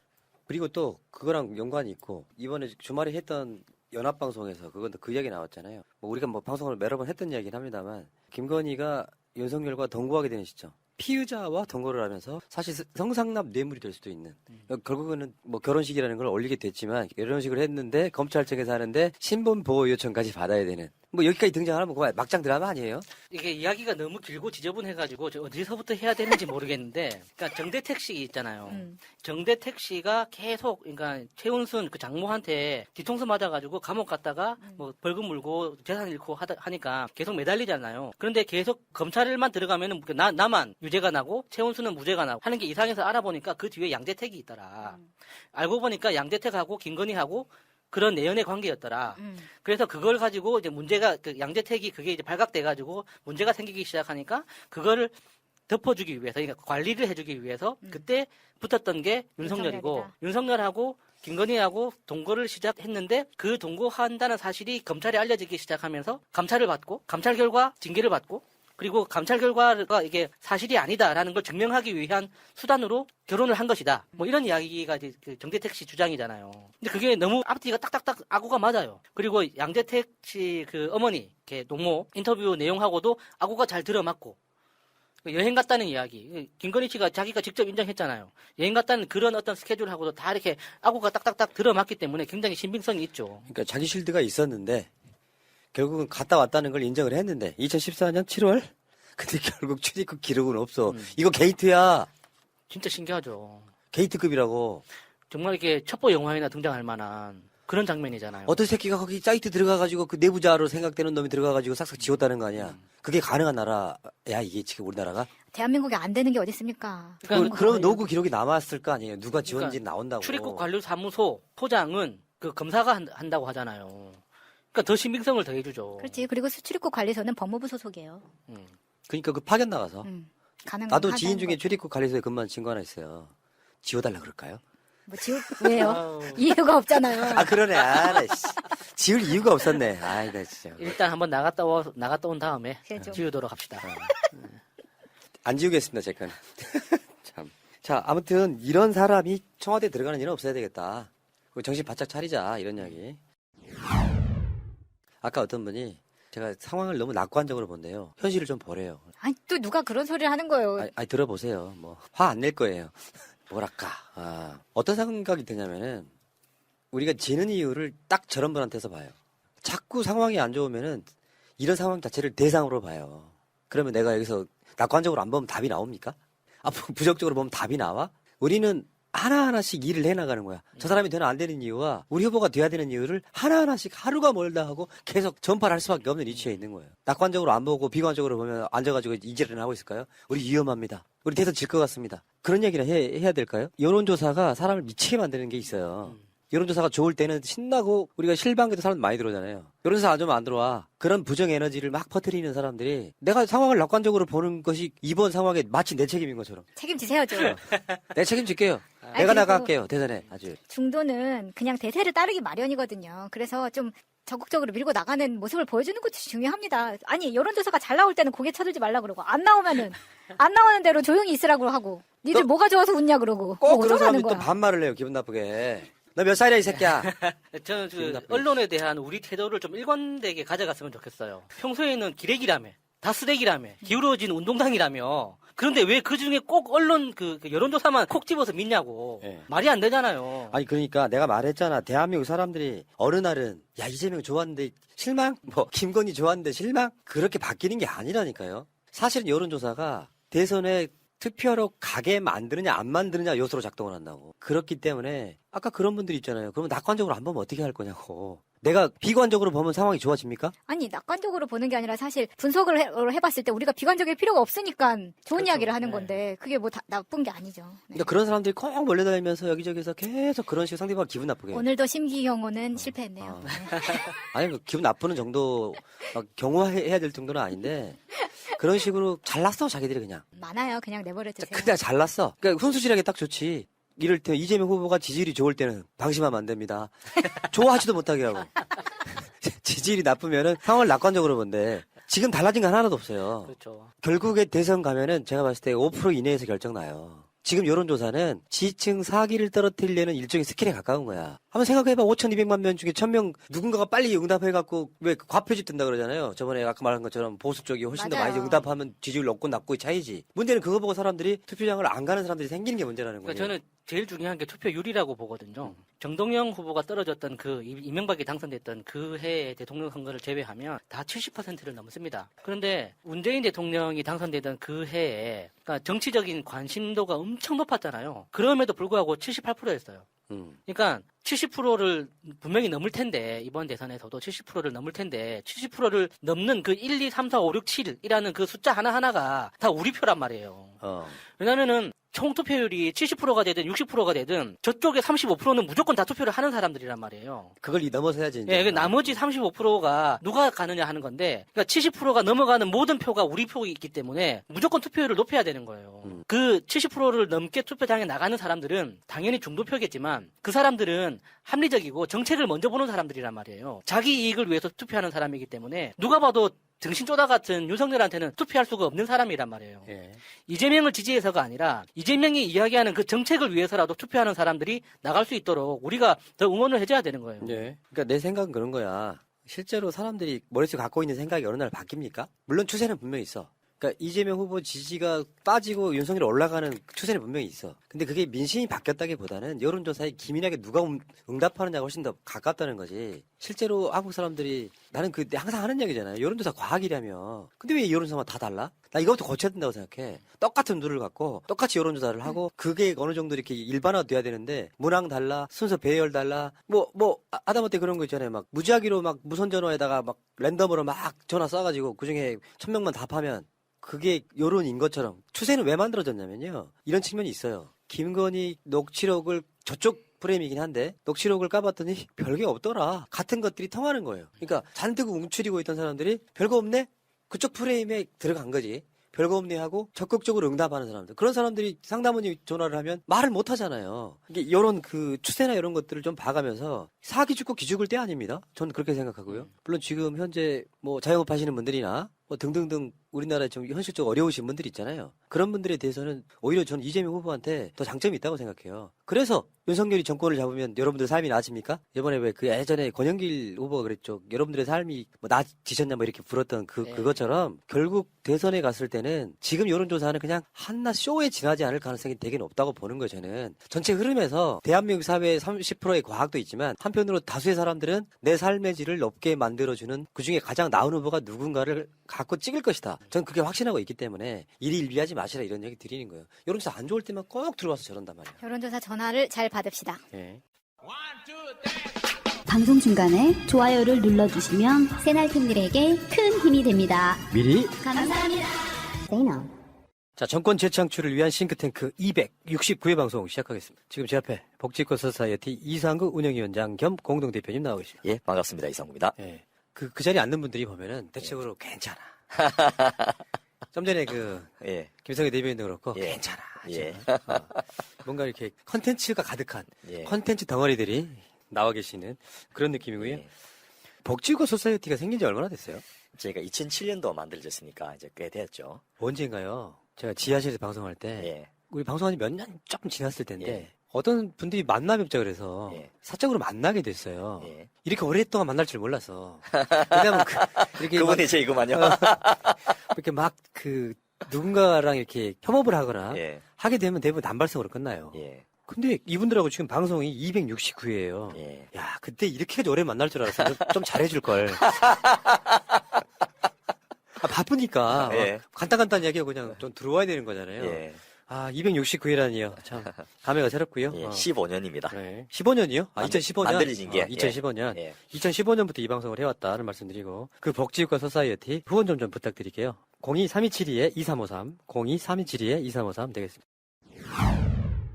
대통령 선거가 이제 사실상 뭐 코앞에 와 있는 거죠. 그렇습니다. 큰 변동은 없지 않겠나 싶고요. 이대로 쭉 갈 것 같고 이재명 후보도 다른 방송 인터뷰에서 이야기했지만은 선거 전에 이 지지도 하고 마지막에 득표율하고는 차이가 나는데 이제부터는 이제 득표율로 모아져 가는 그런 시기가 시작되지 않나 싶습니다. 사람들이 그런 거거든요. 처음부터 끝까지 이재명 지지하는 사람이 있고 어떤 사람들은 누구가 좋은지 보다가 그래도 저 사람이 대통령 되면 우리나라가 더 낫겠다 싶은 사람을 찍은 사람도 있고 처음부터 이재명 안 찍을 사람도 있고 아직 각색이라서 저는 그 과정에서 결국에는 우리 방송 같은 그 같은 내용들이 결정적으로 찍을 때는 좌우할 거라고 봐요.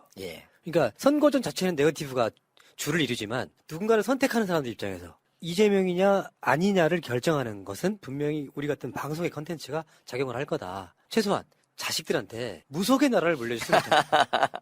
2002년 선거 때 저하고 친하게 지내던 주한 영국 대사님께서 임기가 다 됐는데 본국에다가 연장 요청을 낸 거예요. 그래서 내가 한국에 재미난 게 있다고 이렇게 연장 신청까지 하십니까 했더니 야, 한국 대선이 너무 재밌다. 더 랜드 오브 모닝캄이 아니고 더 랜드 오브 모닝 서프라이즈다. 그래서 이거 너무 흥미진진하고 다이나믹해서 이 결론까지 좀 보고 가려고 내가 연장 신청했다 이렇게 했는데 굉장히 이제 선거 끝나고 나서 만족을 하셔서 가는 걸 제가 봤거든요. 2002년이면 노 대통령? 그렇습니다. 그래서 지금 또 외국에서는 상상을 못할 일들이 지금 벌어지고 있지 않습니까? 그래서 아마 같은 심정으로 외국인들을 보고 있지 않겠나 이 생각이 듭니다. 근데 이제 많은 지지자분들은 빨리 대선 왔으면 좋겠다. 지지고 먹는 건 너무 싫다. 뭔 네거티브를 그렇게 하냐. 공작이 어떤 게 들어올지 몰라. 막 걱정들 하시는데 견뎌야죠. 그건 좀 어떻게 보면 민주주의 쉽게 오는 거 아니고 다 우리가 거쳐야 될 어떤 과정이다라고 생각을 하면 그냥 비용 없는 민주주의는 없잖아요.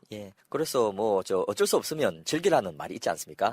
그래서 쭉 멀리서 바라보듯이 하면 되는데 더 중요한 것은 이 선거에서 우리가 챙겨야 될 것이 무엇인지 정작 중요한 게 무엇인지를 잊지 않고 챙겨가는 거. 그게 저는 가장 중요하지 않겠나 싶습니다. 올해가 호랑이인데 호랑이에 몰려가도 정신만 차리면 산다 이런 것처럼 결국 그 혼탁했던 게 대선 끝나면 다 정리되잖아요. 그렇습니다. 모든 언론이 일제히 이재명 후보의 살아온 길을 당선자의 살아온 길을 하면서 앞으로 펼쳐질 정책은 뭐냐 같은 식으로 완전히 세상이 바뀌어버리잖아요. 제가 오늘 방송 프로그램을 준비하면서 참 이렇게 중요하고 좋은 내용인데 대부분의 언론에서 단발성 피상적인 보도로 끝나버리고 제대로 보도를 한 데가 찾기가 참 어려웠는데 아마 끝나고 나면 요 한 내용 가지고 1시간짜리 다큐멘터리가 별도로 만들어지지 않겠나 이 생각이 들면서 방송국에 있는 PD나 작가님들도 요거를 챙겨놓고는 있겠지. 그리고 일부는 벌써 시나리오 쓰는 분도 계실 거예요. 그런 생각을 하면서 이 준비를 해봤습니다. 알겠습니다. 본격적으로 시작해보겠습니다. 이재명 후보가 신경제 비전이라는 걸 발표했잖아요. 언론들은 보도를 사실상 안 하죠. 답답하기도 하고 안타깝기도 하고 또 국민들이 참 불쌍하다는 이런 생각도 드는데요. 결국 대통령의 역할 중에 가장 중요한 게 하나는 이제 경제 정책이고 또 하나는 사회 정책이고 나머지는 외교 안보를 포함한 이제 국방 정책 이런 것들인데 그 삶의 질을 가장 많이 좌우하는 게 바로 이 경제정책인데 이런 부분에 대해서 물론 뭐 이번만 발표한 건 아니고 중간에 여러 차례 분들적인 발표가 있었습니다만은 본격적으로 체계를 세워서 발표한 건 이번이 처음인데 이런 내용도 제대로 보도 안 한다면 도대체 공영방송이 왜 있나? 국가가 어떤 지원을 해가면서 어떤 특권을 인정해가면서 운영해주는 언론이라는 게 왜 있나 이런 생각이 들기도 했는데요. 선거 방송에서 예를 들면 윤석열 것도 같이 보도하면 돼요. 예. 그 비교하는 정책을 공영방송에 해줘야 되는데 안 합니다. 그래서 내가 좀 답답해서 친한 기자한테 물어봤더니 이 보도를 하려면 이제 그 기계적인 균형이라도 맞춰야 되는데 저쪽에 아주 없으니까 아예 보도를 안 해버린다 이런 이야기도 하더라고요. 비전이라고 하는 게 사실 예. 그 대통령 선거라고 하는 게 미래를 향한 투표잖아요. 그렇습니다. 전망적 투표. 그러니까 실제로 이 전방송에 그런 이야기를 했습니다만 예. 누가 대통령이 되면 경제를 잘할 것 같냐. 다수의 국민들은 그냥 이재명일 거라고 믿는데 예. 그 구체적인 내용이 뭔지는 잘 몰라요. 예.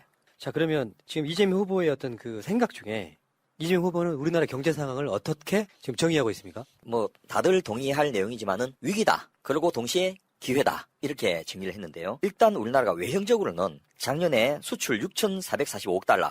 사상 최대치죠. 네. 그러니까 무역액은 1조 2,600억 달러. 어마어마합니다. 우리가 1조 달러를 넘는 그런 나라라서 무역 순위 세계 8위입니다. 이태리를 제끼는 그런 나라고요. 예. 특히 15개 주요 품목, 반도체, 자동차, 석유화학 같은 거는 모두 두 자리 숫자로 실적이 증가했고 그동안 우리나라의 주력 업종이 아니었던 바이오 헬스라든지 2차 전지 같은 것들도 이제 완전히 신산업으로서 수출 품목에 그 자리를 잡았고요. 예. 특히나 바이오의학 같은 첨단 분야에서도 이제 세계 인류가 되는 그 품목들이 많이 출현을 하게 됐습니다. 예. 그리고 이 외형으로 늘어난 것뿐만 아니고 수출 대상 국가도 우리나라는 주로 중국, 미국, 유럽 이렇게 알고 있지 않습니까? 그런데 중남미 시장, 인도 시장, 아시안 시장, CIS 독립국가 연합시장 이런 지역에 그동안 우리한테는 마이너였던 지역의 수출들이 모두 20% 이상씩 증가해서 일단 수출 시장이 굉장히 다변화됐습니다. 그 문 대통령이 중동 가서 무기 한 4조 원어치 파는 거 봤거든요. 예, 요거는 작년 통에 안 들어갔죠. 네, 그러니까 그런 게 있고 문 대통령 자체가 또 남방 외교, 북방 외교 하면서 그렇습니다. 시장 개척했고 예. 아세안도 마찬가지고 중국, 미국에 치우쳐 있던 시장을 굉장히 다변화시킨 측면이 있단 말이에요. 맞습니다. 사실 한번 생각을 해보시자고요. 그러니까 이게 호의가 계속되면 이게 권리인 줄 안다 이런 표현처럼 예. 대한민국이라고 한 나라가 선진국이 됐어요. 예. 누구나 다 인정해. 세계가 인정하고 있잖아요. 예. 근데 아직 선진국 안 됐어. 이렇게 말씀하시는 분도 있을 거고. 근데 한번 생각을 한번 해보시자고. 먼저 봤던 나라예요. 예. 불과 몇십 년 전에. 먹을 게 없어가지고 막 꿀꿀이 죽이나 뭐 기분이 초콜릿 하던 바로 그런 나라입니다. 그런 나라가 200여 국가 중에서 10여 드는 선진국이 됐다. 이거는 경천 동지할 일이거든요. 근데 그 피크점을 찍은 게 코로나 시국이었다는 게 더 의미가 있다는 것이죠. 그렇습니다. 그리고 우리가 어려운 촛불혁명을 통해서 민주주의를 지켜냈고 또 문재인 대통령이라는 탁월한 지도자를 선출했고 이런 결과들이 지금의 대한민국을 만들지 않았나 싶고요. 그런 사이에 우리나라가 제조업 국제 경쟁력이 독일, 중국에 이어서 세계 3위를 기록을 했습니다. 그래서 이게 유엔 산업개발기구가 발표한 내용입니다. 그래서 명실상부하게 우리나라는 지금 건국 이래 최대의 호황기를 누리고 있는 게 사실입니다. 예. 그런데 사실 잘 모르겠거든요. 대다수의 국민들은 그렇다고 하니까 그런가 보다라고 생각하지 그걸 볼 수 있는 사람이나 느낄 수 있는 사람은 극히 적지 않습니까? 저만 하더라도 옛날 어릴 때 이제 집이 부산에 철왕동이나 영주동에 살 때는 언덕배기에 있기 때문에 부산항이 내려다 보이는데 거기에 배가 많이 몰려 있는 거 보면 아 수출이 좀 잘 되나 보다. 뭐 이런 정도로 간접적으로 느낄 뿐이지 이게 별로 와닿지가 않는데요. 이게 동시에 우리나라의 위기를 상징하기도 합니다. 같은 현상임에도 불구하고 첫째 우리나라가 생산 연령 인구가 줄어들기 시작한 거는 다 아실 겁니다. 2017년부터 경제활동 인구도 줄어들고 생산 가능 연령 인구도 줄어들었고요. 그다음에 또 하나가 주력 5대 산업의 전환이 생각보다 빠르게 이루어지지 않고 있습니다. 그러니까 이게 어떤 한계에 다다른데 불구하고 이것을 대체할 만큼의 다른 산업들이 없는 건 아닌데 늘어나는 속도나 성장하는 속도가 그렇게 빠르지가 않고 있거든요. 그리고 글로벌 경제 위기 코로나 때문에 생긴 이런 부분 미중 간의 패권 경쟁 여기에 우리가 피해를 좀 일부 보고 있지 않습니까? 물론 이득을 보는 측면도 있습니다만은 이런 상황에서 이거는 활용하기에 따라서는 분명하게 위기이기도 하지만은 또 우리한테 기회가 될 수도 있구나. 실제로 우리가 코로나 위기를 가장 잘 활용해서 지난번 푸나님께서 말씀하셨지만 우리가 잘한 게 아니고 남들이 다 뒤로 갈 때 우리는 앞으로 조금씩 가니까 남보다 2배를 앞선 나라가 됐던 그런 것과 똑같거든요. 이래서 위기를 기회로 활용하는 그런 지혜와 역량을 보여주는데 과연 이게 몇 년만 하고 그칠 것인지 차기 정부 5년 동안 계속 이어나가서 명실상부한 수출 1조 달러, 국민소득 5만 달러, 글로벌 G5 시대 열 수 있을 것인지가 이번 선거에서 결정나지 않겠나 싶습니다. 예. 저는 이제 이런 생각을 해봤거든요.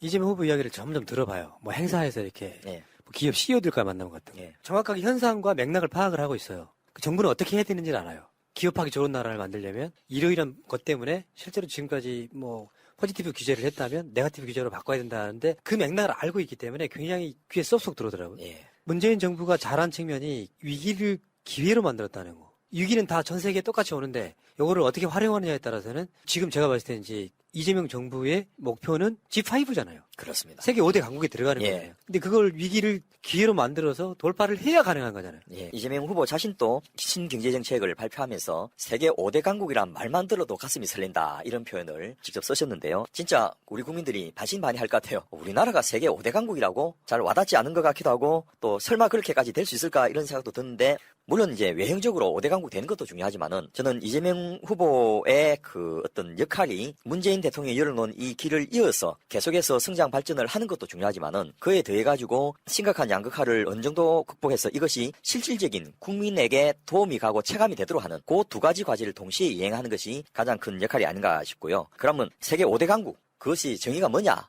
이 부분을 이재명 후보는 세 가지로 정의를 했는데요. 첫째는 하드파워입니다. 외형적으로 누구도 넘볼 수 없는 국방력을 가지고 또 세계적인 수준의 경제력을 가지고 실질적으로 경제력과 국방력 같은 이런 것들을 완비해야지 하드웨어가 있어야지 5대 강국에 속할 수 있다는 거고 우리 권보람 PD가 천궁2를 4조 수출했다는 것에 대해서 굉장히 좋아요하고 막 글을 댓글 달아놓은 걸 제가 페이스북에 봤는데요. 그 뭐 무기를 파는 것 자체에 대해서 좀 불만을 가지는 분도 계시지만은 그걸 갖고 전쟁을 하는 게 아니고 그 나라도 이 자기 자신을 지키기 위해서 방어를 위해서 이걸 하는데 단순하게 고사포 천문을 판 거하고는 급이 다른 이야기거든요. 이거는 시스템을 파는 거예요. 그래서 굉장히 수준 높은 기술력을 인정받았다는 건데 이런 식으로 이제 하드웨어를 어느 정도 우리가 파워를 인정받았다는 것이고 두 번째로는 소프트 파워입니다.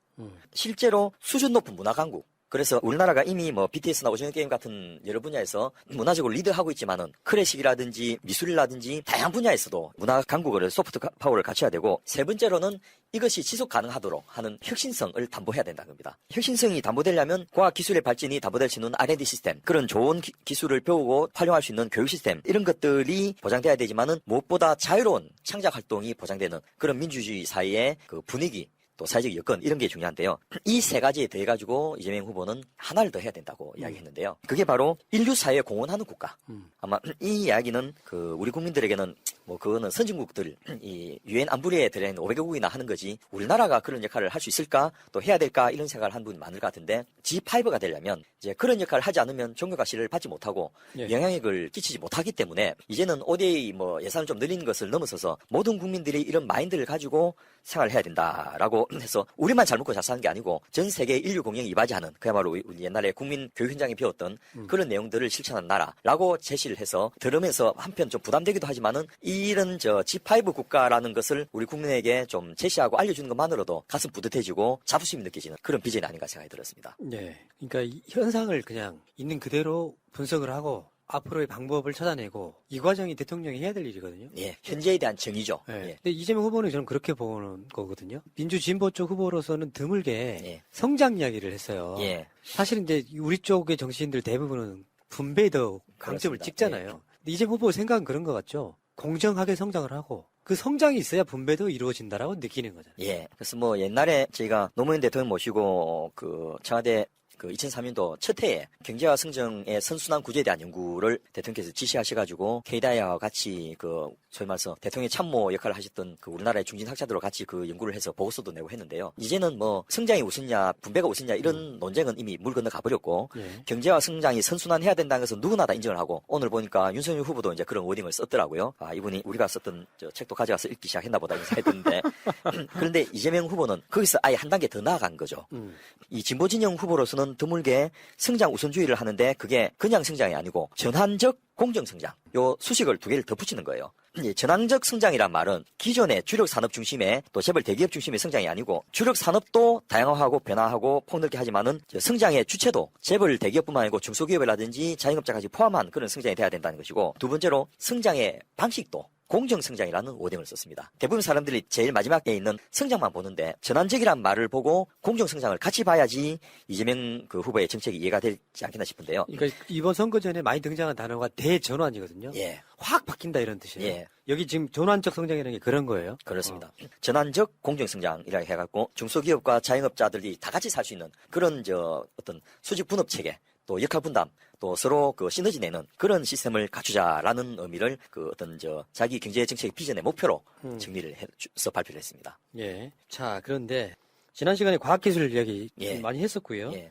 오늘은 지금 산업 분야. 예. 그걸 중점적으로 한번 이야기 한번 해볼게요. 산업은 그럼 어떻게 바꾼다는 거예요? 전환을 4가지 큰 카테고리를 나눠서 이야기했는데 방금 푸나님께서 말씀하신 대로 과학기술 분야의 대전환, 또 우리가 지난 시간에 이야기했던 교육 분야의 대전환, 더하기 산업과 국토경영발전, 이것을 모두 4가지를 합쳐서 대전환을 해야 되고 이 4가지 대전환이 어울려지는 것이 바로 나의 신경제정책이다 이렇게 발표를 했는데 그 핵심이 산업 분야인데요. 산업 분야에는 6개 분야로 나눠서 발표를 했습니다. 요 산업 분야에 아마 자장이 지금 군포에 지금 산자위원장 하시는 이하경 의원님이 이 전부 취합을 한 거로 제가 알고 있고요. 여기에 보면 디지털 분야, 에너지 분야, 제조업 분야, 중소기업, 벤처기업 분야, 서비스 분야, 마지막으로 수출 분야. 예. 이렇게 6개 분야를 산업정책의 근간으로 삼아가지고 각각의 그 구체적인 전략을 제시를 했습니다. 디지털 분야는 너무나 잘 아신 대로 문재인 대통령께서 임기 후반부까지 정말 지치지 않고 끊임없이 이야기하고 계신 이 한국판 뉴딜, 그 내용을 그대로 받아서 개성하고 발전시키겠다라는 의미에서 디지털 뉴딜을 이야기했고 거기에다가 디지털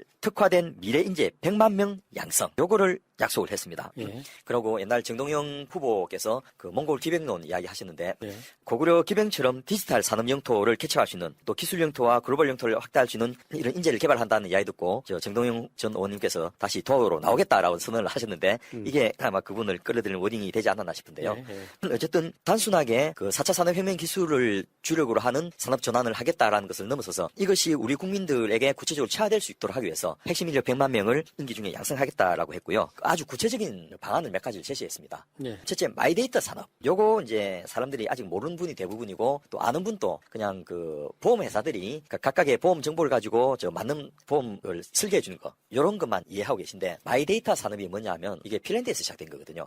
각각의 데이터에 대한 소유권은 그 데이터를 만들어낸 당사자인 개인에게 있다. 그래서 그 개인이 요구하면 공공부문의 데이터라든지 뭐 네이버라든지 다음 같은 포털에서 만드는 데이터라든지 다 그 사람한테 줘야 된다. 그리고 심지어는 어느 정보도 자기가 원하면 그 정보를 활용할수 있게 해줘야 된다. 라는 철학에서 나왔고 그 정보에 대한 요구권과 활용권을 보장해 주는 거예요. 아하. 그러면 이 데이터를 가지고 할 수 있는 산업이 굉장히 많아지는 거죠. 그러면서 동시에 마이 데이터니까 이 데이터에 대한 어떤 그 개인정보 보호가 자동적으로 보장이 되는 거죠. 개인의 선택에 의해서 활용하도록 된 거니까요. 그래서 하기 싫은 사람을 간두고 내 데이터를 가지고 어떤 부가가치를 창출하고 도움을 받고 싶은 사람은 여기 들어와라 하면 개인 동의서를 한다든지 또 특정 정보 같은 경우는 본인이 직접 받아서 전달해야 되는데 그런 것들 가능하도록 해주겠다는 것이고 두 번째 안심 데이터 산업. 이게 뭐냐면 옛날에 저희가 이야기한 적이 있습니다만 요즘은 스마트폰이 없으면 그 실업급여 청구도 못하는 그런 상황이지 않습니까? 그래서 스마트폰의 데이터가 생존을 위해서 꼭 필요하다. 그래서 모든 국민에게 기본 데이터를 제공하겠다라는 발표를 예전에 이 소확행공약에서 한 적이 있는데요. 바로 그런 걸 통해서 디지털 영토 확장의 혜택이 모든 국민에게 골고루 돌아가게 되고 나눠줄 수 있는 그런 정책 2가지를 디지털 분야에서 보장을 하면서 끌고 나가겠다라는 것이고요. 여기에서 200만 개 새로운 일자리, 그리고 135조 원의 전환 투자. 요거는 이제 200만 개는 문재인 대통령보다도 좀 이재명 후보가 더 나가서 발표한 거고 135조 원은 이미 발표한 내용이거든요. 예. 이런 것들을 개성해서 계속 그 발전시켜 나가겠다라는 발표를 했습니다. 그러니까 이게 큰 밑그림을 그려놔야 예. 세부적인 게 이렇게 들어가거든요. 예. 근데 단 윤석열 씨한테는 그런 걸 볼 수가 없어요. 예. 어떤 나라에 대한 비전을 갖고 있는 게 아니고 즉흥적으로 어서 주워들은 이야기 발표하는 그런 느낌이고. 예, 찔끔찔끔 부분적으로만 발표하니까 그게 짜집기 해도 그림이 안 보이는 그런 아쉬움이 있는 거죠. 그러니까 이재명 후보한테 가장 기대하는 것도 저는 이런 분야들이라고 봐요. 대통령 후보가 대통령이 됐을 때 큰 밑그림을 그리고 거기에 어떤 법률이 들어가야 되고 예산이 들어가야 되고 이게 결국은 대한민국의 대전환뿐만 아니라 미래 먹거리까지 다 포함되어 있는 거잖아요. 이거 굉장히 중요한 거라고 보고요. 노무현 대통령도 이제 소위 말해서 과학을 통해 가지고 책을 읽고 스스로 공부해서 이제 사법고 시작한 케이스인데 그런 면에서 이재명 후보도 두 분의 어떤 기억과 인식 스타일이 굉장히 비슷하다고 생각되는데요. 본인이 읽고서 본인이 알아서 본인이 분석한 다음에 본인이 카테고리화 하거든요. 여기 산업정책도 6가지 분야 이렇게 딱 한번 머리에 인지시켜 놓으면 본인이 챙길 때 뭐 산자부 장관, 과기부 장관 이렇게 모아가지고 이런 분야를 챙길 때 이 분야는 어떻게 됐어요? 저 분야의 그 변화는 뭡니까? 저 분야 분야에 그 공약했던 건 얼마나 진행됐어요. 이렇게 챙길 수 있는 근거가 된다는 거죠. 그래서 대통령이 디테일을 다 알 수는 없지만은 또 일정 정도 아는 것이 굉장히 도움이 되겠지만은 이렇게 카테고리화 해가지고 중요 분야를 챙길 수 있고 그것을 집중적으로 대통령 아젠다로 가져가는 것 그것이 가장 중요한 능력 중에 하나로 볼 수 있습니다. 자, 그리고 에너지 분야인데요. 그 에너지 분야는 아마 저는 이제 나중에 시간이 많이 지났는데 뭐 김건희에만 꽂혀있던 사람들이 나중에 가장 박수 쳐야 될 이재명의 대정책, 예를 들면 한 문장 남잖아요. 네. 이명박 하면 뭐 사태강 하듯이 그런 식으로 남는 게 있다면 저는 이게 이재명 후보의 에너지 고속도로라고 생각합니다. 예. 그래서 이 에너지 고속도로 이야기하니까 또 무슨 길을 깎는지 전선을 놓는지 이런 걸 생각하는 사람이 많은데 에너지 분야가 실제로 우리가 안 갈 수 없는 분야.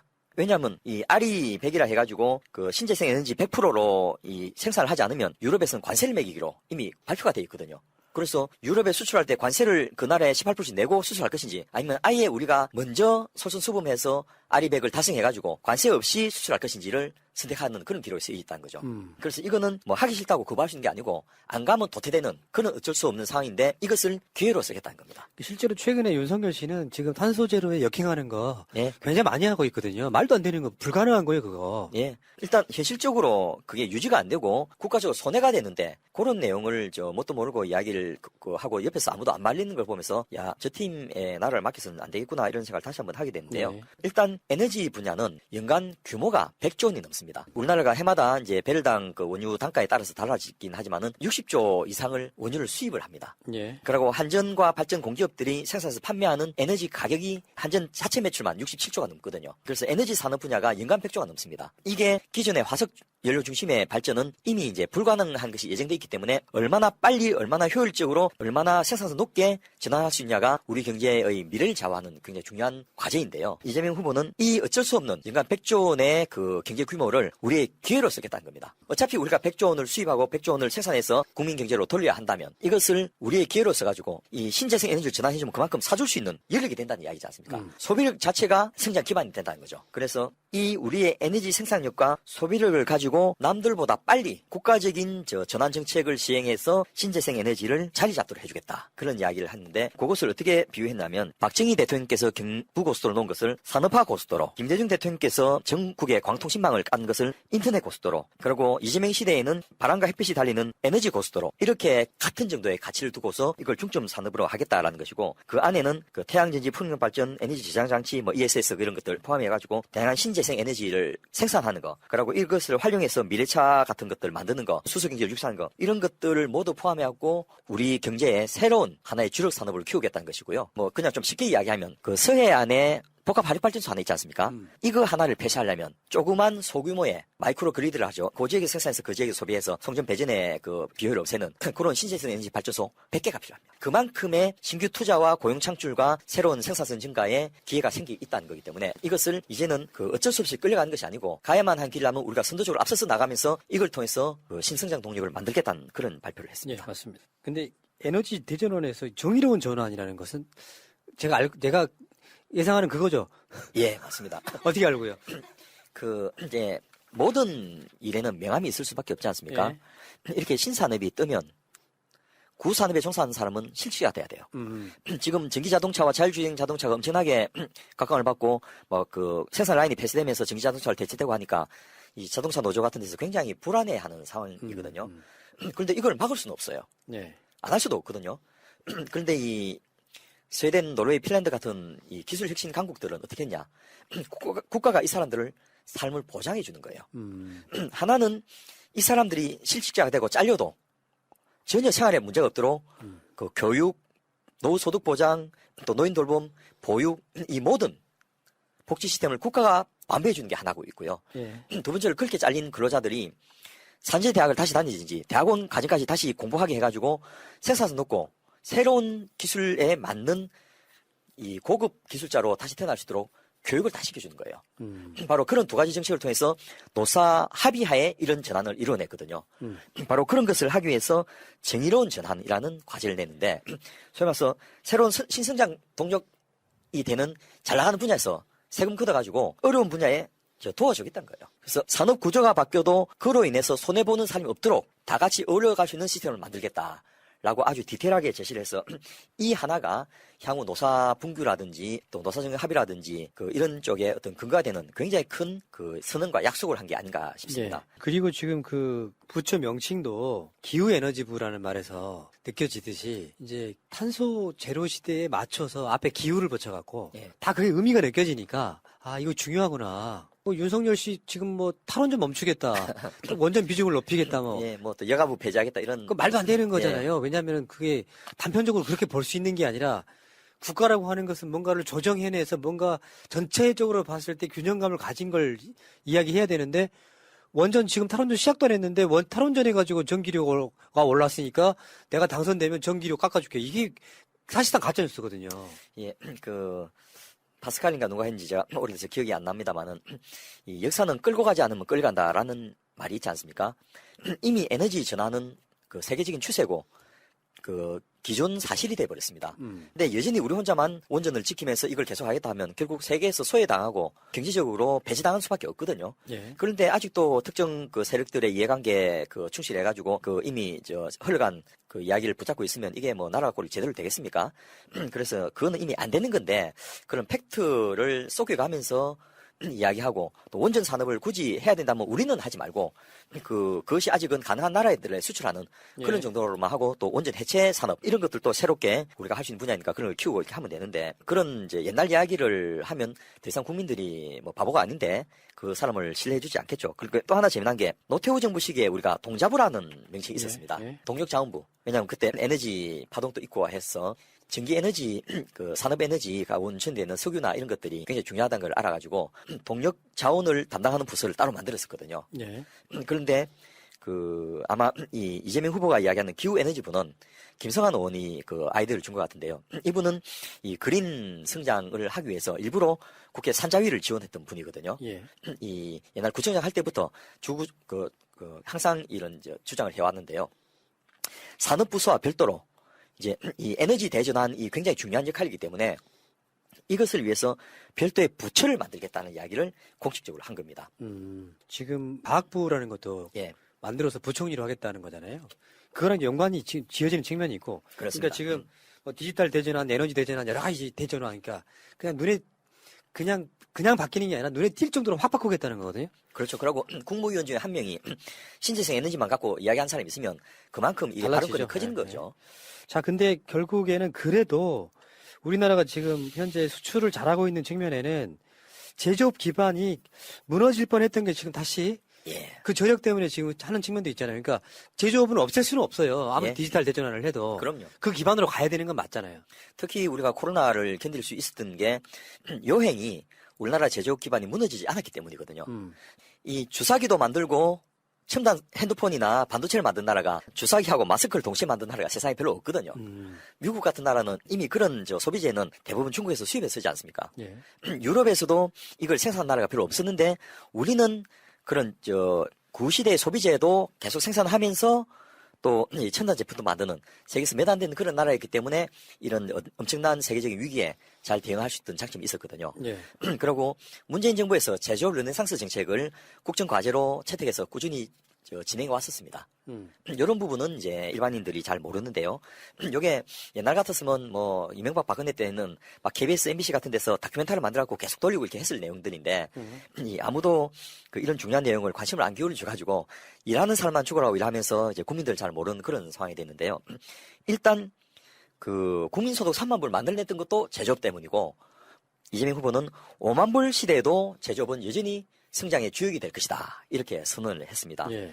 그리고 이제 기존에 우리가 세계적으로 경쟁력을 확보한 반도체, 또 미래 모빌리티라고 해서 전기자동차나 자율주행 자동차, 또 2차 전지, 또 디스플레이 산업, 바이오 헬스 산업 이런 것들을 각각을 특화하는 5대 슈퍼 클러스터를 구축하는 것 더하기 미래 신산업으로서 로봇 산업, 그린 에너지 산업, 우주 항공 산업, 메타버스 관련된 산업, 패션테크 산업 이렇게 해서 이머징 5대 산업 두 개를 합쳐서 빅10 산업 이라고 명명했는데 요 부분을 집중적으로 육성하고 그거는 대부분 제조업의 영역이라는 겁니다. 그렇죠. 그러니까 사실은 이게 별도로 있는 게 아니라 핸드폰을 만드는 것은 디지털 기술이지만 이걸 만드는 건 제조업인 거잖아요. 예. 여기 같이 전복이 돼야 되는 거예요. 그런데 이제 우리나라가 소비재까지 생산하기에는 인건비가 너무 비싸고 산업 구조가 너무 고도화되어 있지 않느냐라는 이야기를 하는 분도 있는데 실제로 이 사양 산업을 버리지 못하고 우리가 갖고 있었던 덕분에 예를 들면 미세잔량 주사기 기억하실 겁니다. 우리 그렇죠. 박영선 이 예. 후보님께서 이 우리 새날에 나와서도 굉장히 자랑을 많이 하시는데요. 이거를 생산할 수 있었던 이유가 두 가지인데요. 하나는 우리같이 선진 산업 국가에서 여전히 그 사출된 주사기를 만든 나라가 세상에 몇 군데 없습니다. 그래서 우리가 아직 그런 기반을 갖고 있었다는 게 하나고요. 두 번째로 이것을 옛날 방식으로 그 프레스 성형을 통해서 사출로만 했으면 못 만들어냈을 겁니다. 그런데 스마트 팩토리, 스마트 공장을 통해서 아주 초정밀로 잔량이 거의 남지 않는 그런 이 제품을 생산할 수 있었고 동시다발로 대량 생산이 가능했기 때문에 우리나라 수요를 충족시키고 전 세계에 수출하지 않습니까? 지금 전 세계 코로나 백신 맞는 주사기는 대부분 우리나라 제품을 쓰고 있습니다. 왜냐하면 그 10개 따면 12개, 14개를 주사를 할 수 있게 돼 있거든요. 그게 그 미세 잔량을 최소화해가지고 더 쓸 수 있게 해주니까 이 도수를 추가로 20, 30% 확보하는 효과를 주기 때문에 그렇거든요. 네, 그런 것들이 바로 우리나라가 가진 제조업 기반 때문에 가능했다라고 이야기를 하면서 인건비가 비싸서 생산비의 국제 경쟁이 떨어진 건 사실이거든요. 그래서 한편에서는 개성공단을 다시 부활한다든지 해외에 스마트 산단을 아예 만들어서 지난 시간에 우리가 도시를 수출한다는 이야기를 했지 않습니까? 예. 그런 걸 해서 새로 만들어진 도시 안에 한국의 기업들의 생산 공장을 둬가지고 거기서 우리 제품, 우리 기술력으로 우리 제품을 생산하는 그런 것도 하는 것을 우회 생산을 하는데요. 네, 우회 생산도 하겠지만은 국내에서도 로봇을 활용해서 생산 단가를 낮추고 스마트 팩토리를 통해서 제품을 질 높이고 불량 확률을 줄이고 이런 식으로 해갖고 제조 기반을 계속 가져나가겠다라는 선언을 했고 그 또 하나의 중요한 이유가 바로 일본의 소부장 수출 규제 때문에 만들어졌던 산업 주권 때문입니다. 우리가 이런 소비재 중간재를 생산 안 하니까 세계적인 분업 체계가 만일 흐트러질 경우에 국내 산업이 막대한 위협이 되더라는 거죠. 그래서 다소 생산성이 떨어지고 효율성이 낮더라도 그 일정 정도의 커피시티는 우리가 자체 생산을 보유하고 있어야 되겠다라는 의미에서 우리가 산업 주권의 하나로서 제조업 기반을 계속 가져나가고 발전시켜 나가겠다. 그런 발표를 이번에 그렇죠. 했습니다. 그러니까 이게 다 가질 수는 없는 거예요. 예. 저번에 뭐 요소수 같은 거 공급망의 문제가 분명히 있지만 예. 이거는 사실 외교의 영역에서 잘 처리를 하는 것이 중요하지. 뭐가 부족할 때마다 정부를 욕할 수는 없는 거라고 생각이 들고. 예. 근데 필수적으로 우리가 잘할 만한 거, 진짜 필요한 건 우리 제조업을 유지하는 게 굉장히 중요한 부분이 됐다. 그렇습니다. 이런 말씀 드리고요. 중소벤처기업 분야도 포함되어 있지 않습니까? 그렇습니다. 아무리 우리가 노력해도 우리나라 산업 구조 자체가 재벌 대기업 중심으로 돼 있다 보니까 김대중 대통령도 그렇고 문재인 대통령 때도 그렇고 노무현 대통령도 그렇고 이 중소벤처기업들이 쉽지가 않았는데요. 이재명 시대는 좀 다를 것이다라는 이야기를 이 후보는 두 가지로 발표를 했는데요. 하나는 중소기업들이 좀 자유롭게 산업 활동을 할 수 있도록 돈은 마르지 않게 해주겠다. 그래서 그 모태펀드를 10조 원 규모로 조성하겠다라는 발표를 했습니다. 예. 중소기업만을 위한 모태펀드. 지금 또 연간 중소기업 지원 자금으로 5조가 나갑니다. 근데 이것을 모태펀드로 지원하면요. 자펀드를 10개만 만들어도 100조를 굴릴 수가 있거든요. 예. 연간 100조 원 단위의 자금들이 중소기업과 벤처기업에 수혈될 수 있도록 하고 또 기술 보증 기금의 규모를 훨씬 높여가고 간접적인 재정 지원을 늘려주겠다. 이렇게 하고 또 그렇게 확충된 자금으로 중소기업의 디지털 전환을 지원하고 ESG 전환을 컨설팅 해주고 이런 식으로 실제로 중소기업을 지원하는 정책을 하나를 발표했고요. 두 번째로는 가압 승계가 아니고 기업 승계로 전환하겠다라는 발표를 했습니다. 예. 이것도 이제 꽤 큰 이야기인데요. 중소기업 가면 일단 초봉부터 한 2천 정도가 적거든요. 근데 문제는 이 중소기업은 죽을 때까지 있어봤자 별로 이 노후 보장이 안 된다는 겁니다. 대기업에 있으면 40대, 50대 중반에 잘려도 산하 중소기업에 가면 되거든요. 근데 중소기업에서는 더 이상 갈 데가 없지 않습니까? 그러네. 그리고 중소기업의 그 소유주들은 자식에게 물려주는 것 때문에 세금 감면도 받고 소위 말해서 가압승계에 대한 각종 지원 정책이 있는데 그럼 거기서 죽으라고 일했던 근로자들 뭐냐? 대기업도 마찬가지지만 기업이란 게 오너, 경영주 혼자의 노력을 되는 게 아니지 않습니까? 예. 그러면 기업의 발전과 성장에 기여했던 근로자들도 그 이익을 쉐어할 수 있도록 가압승계가 아니고 기업의 영속성 보장. 이게 뭐냐면 경영자나 소유주가 돌아가시거나 망해도 그 기업은 계속될 수 있도록 지원하겠다는 겁니다. 그래서 거기 일했던 분들이 계속해서 지원을 하고 또 서포트하고 또 하청기업에 가고 연계기업에 가서 협력관계로 살아남을 수 있도록 고용주의 가업승계뿐만 아니고 기업을 통해서 살아온 근로자들의 이어서 일할 수 있는 기회. 예를 들면 지금 현대자동차나 이런 삼성전자 같은 대기업들은 그 노사 협상에서 단협에서 자녀를 2명 채용인 기준 조건으로 내가 조기 명예퇴직하겠다. 이런 식으로 해갖고 굉장히 사회적 지탄을 받았는데요. 그거는 나름대로 이제 그런 좋은 기업에 좋은 일자리를 취직하기 어려우니까 이분들 생각에는 자기가 퇴직해서 임금 규모를 좀 줄여주면 그 돈으로 신졸 사원 2명을 쓸 수 있으니까 기하면 우리 자녀들 쓰다라는 이름으로 이렇게 했는데 그런 아버지를 두지 못한 지망생들 입장에서는 이게는 공정성에 위반이 되지 않습니까? 그런데 중소기업은 아예 그런 기회도 없거든요. 그런데 아버지가 중소기업에 다녀도 그런 그 기회를 나눠 가질 수 있도록 하는 그런 제도를 만들겠다라는 약속을 해준 겁니다.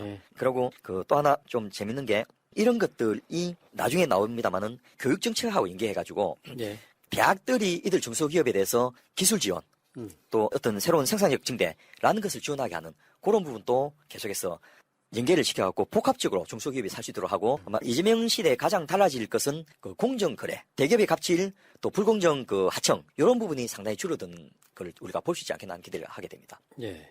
정말 대통령이라는 게 할 일이 엄청 많네요. 예. 한두 개가 아니야. 예. 이걸 다 무속에 의존한다고 생각.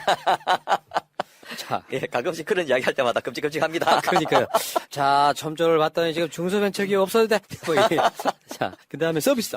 예, 실제로 우리나라는 이미 산업 구조가 고도화돼가지고 서비스업 종사자가 70% 넘습니다. 그렇죠, 그렇죠. 예, 그래서 가장 많은 국민들이 종사하고 있는 분야고 국민 경제의 가장 큰 분야인데 그리고 국민 소득이 증가되면 가장 혜택을 받을 분야인데 이 분야는 내수가 너무 작다 보니까 산업의 규모나 종사자 숫자에 비해서는 굉장히 영세하고 열악합니다. 그러니까 이게 자영업은 많은데 내수는 규모가 작은 거야. 수출로 먹고 사는 나라이기 때문에 그런 측면이 그렇습니다. 있죠. 그래서 나눠 먹을 파이가 적으니까 죽으라고 노력하고 밥잠 안 자고 이래도 어려울 수밖에 없거든요.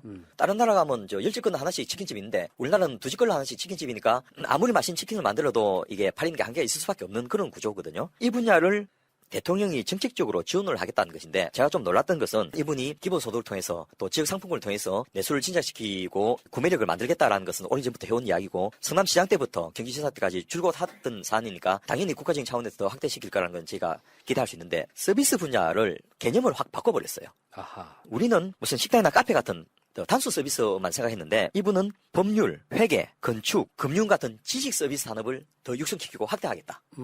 그러니까 심지어는 이런 것들 수출까지 하겠다는 겁니다. 이거 제가 약간 좀 감탄을 하게 되네요. 예. 이런 부분은. 제가 네덜란드에서 비즈니스 갈라를 한 1년 한 적이 있는데 거기는 이제 그 수도가 암스테르담인데 그 라인강 하구의 제일 큰 항구 중에 하나가 로텔담입니다. 예. 로텔담은 항구로서도 크지만은 거기는 로이드 선박 재범 회사라든지 이런 거대한 이 고급 지식 기반의 회사들이 많거든요. 그러니까 거기에 근무한 분들은 연봉이 2억, 3억씩 되는 분이 꽤 많은 거예요. 심지어는 거기 근무한 분이 우리나라의 거제도, 울산에 파견 나온 걸 제가 봤거든요. 예. 호텔급의 숙식 제공, 그리고 엄청난 연봉 제공 하는데 그 사람을 안 쓸 수 없는 거예요. 왜냐하면 이 선박 발주자가 이 사람을 이 회사를 지정해갖고 이 선박 제조 과정을 감수를 하게 하니까 엄청나게 많은 돈을 들여가면서 이 사람을 쓸 수밖에 없는 그런 구조를 봤는데 그게 바로 지식 서비스 산업이었던 거예요. 우리 부산의 해양대학교에 이제 과가 있어서 교수님이 몇 분 배치돼 있긴 하지만은 해상 사고에 대해서 손해사정인 이거 엄청나게 큰 사업이거든요. 상선의 침몰을 하든지 이렇게 되면 그 손해를 얼마로 산정할 것인지 이거는 해상 손해사정인이 따로 있습니다. 그리고 국제적인 자격을 어느 분이 그걸 할 수 있거든요. 그런데 한 해 해양대학교 졸업한 사람 중에서 그거 한 사람이 한두 명도 안 되는 거예요. 그러니까 이 엄청난 우리나라가 세계 해운 강국인데 이 엄청난 해운업을 유지하면서도 그런 전문 인력이 없었고 전부 외국 인력 써야 되거든요. 이제는 거꾸로 우리가 육성하고 또 해외 유학도 보내서 양성하고 확대해갖고 이 사람이 거대한 부가가치를 만들내는 그런 인력 서비스 고부가치 산업을 하겠다라는 것도 발표했고요. 그렇죠. 이제 공장에 굴뚝이 없는 예. 고부가가치. 이렇게 벌어들이는 건 결국 뭐 K컬처나 뭐 이런 거랑 다 맥락을 같이 하는 거 아니겠습니까? 예, 바로 그 K컬처인데요. 저는 이번에 이 자료를 처음 봤는데 이미 우리나라의 K 콘텐츠 산업이 일자리 68만 개를 만들었고 부가가치를 매출을 127조를 달성했답니다. 야, 우리나라 국방비 2배입니다, 2배. 예. 그래서 이미 우리나라의 그 K 콘텐츠 산업이 주력 산업 중에 하나로서 수출과 성장에 큰 역할을 하고 있는데 이것을 체계적으로 키우겠다. 그래서 문광부가 사회부서고 문화부서가 아니고 산업부서로서 경제부서로서 역할도 하도록 하겠다. 이런 내용을 발표를 했습니다. 저분들은 지금 K 무속을 버티려고 하고 있는데. 그래서 아마 이런 비전 발표를 20일 날 그 한국예천에서 하기로 했다가 다른 일정 때문에 좀 미뤘다고 제가 알고 있는데요. 어쨌든 문화나 농업까지도 이제는 경제적으로 주력 산업이 되게 만들겠다라는 비전을 발표했습니다. 국가 비전에 어마어마한 밑그림을 그리고 있는 거거든요. 예. 지금 뭐 청와대 제2무속실 이런 게 생기는 그런 차원의 문제가 아니에요. 그러니까 그렇습니다. 저는 대선을 결정적으로 투표장 갔을 때 낙관하는 이유가 우리나라 국민들 똑똑하시잖아요. 예, 그럼요. 다수의 사람들이 대한민국이 어떤 좋은 나라로 바뀔지를 고민할 수밖에 없을 것이다. 예. 왜냐하면 두 사람 캐릭터가 비슷하면 상관이 없는데 저쪽에서는 비호감인 후보가 나와서 별 차별성 없어라고 이야기하지만 국민들은 알고 있잖아요. 예. 어떤 사람이 유능하고 어떤 사람이 무능한지를. 저는 그런 지점에서 저는 결판이 날 거라고 봅니다. 우리 국민들이 촛불혁명을 이룩해낸 국민들이지 않습니까? 예. 지금 뭐 보수 언론들이 아무리 여론조사를 조작해갖고 통계적으로 오차범위 내 있다 이렇게 자꾸 뻥을 치고 우기는데 일단 국민들이 합리적인 선택을 한다면 그거는 이미 현격한 차이로 결판이 났을 거라고 저는 보고요.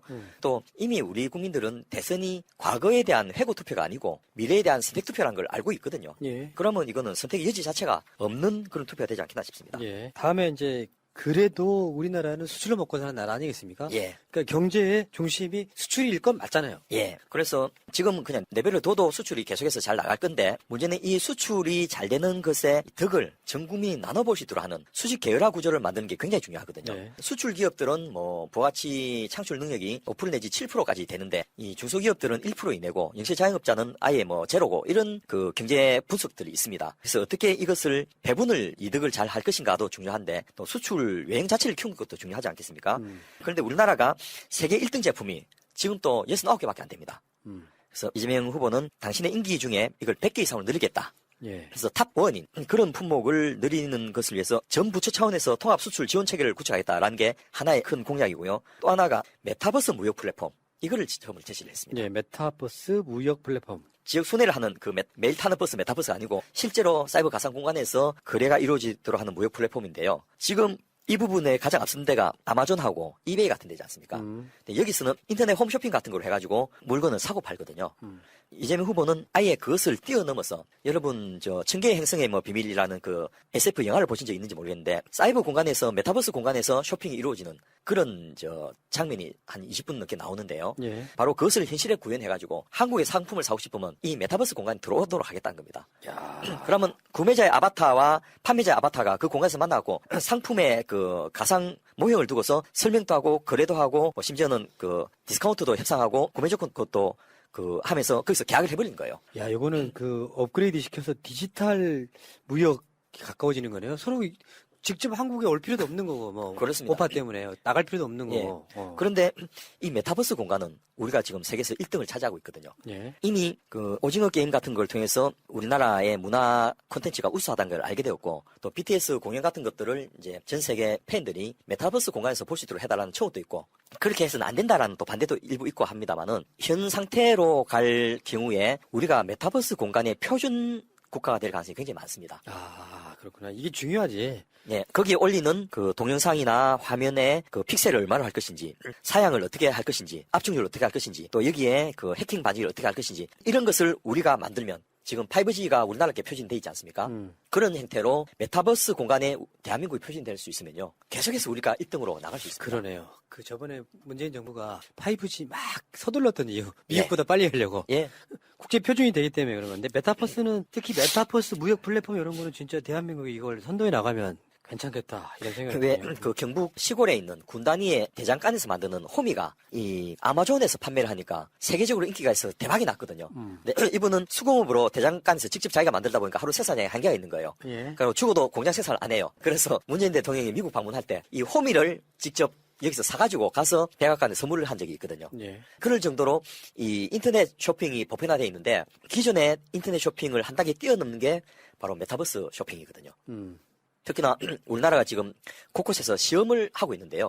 여의도에 있는 더 현대 백화점 같은 경우에 한쪽에 디지털 그 갤러리를 만들어가지고 그것을 사람들 체험하고 그 매장 곳곳에 디스플레이를 만들어서 선전을 하고 이런 것들을 하고 있고요. 동탄 롯데백화점은 그 백화점 한가운데 인공 그 폭포를 스크린으로 만들어서 보게 하는 거예요. 예. 이게 제주도에 있는 아르테 뮤지엄에서 했던 그걸 이제 전시해 놨는데, 바로 그런 것이 한국이 만든 메타버스 쇼핑몰의 무역 플랫폼에서 볼 수 있으면 그게 사람들이 엄청나게 모일 수밖에 없고 활성화될 수밖에 없다는 거죠. 예. 거기서 BTS 시청권도 살 수 있고 한국 영화나 이런 것들도 볼 수 있는 그런 형태로 이것을 문화하고 끼워 팔기, 연계해서 가면 굉장히 큰 의미를 가지지 않겠나 싶습니다.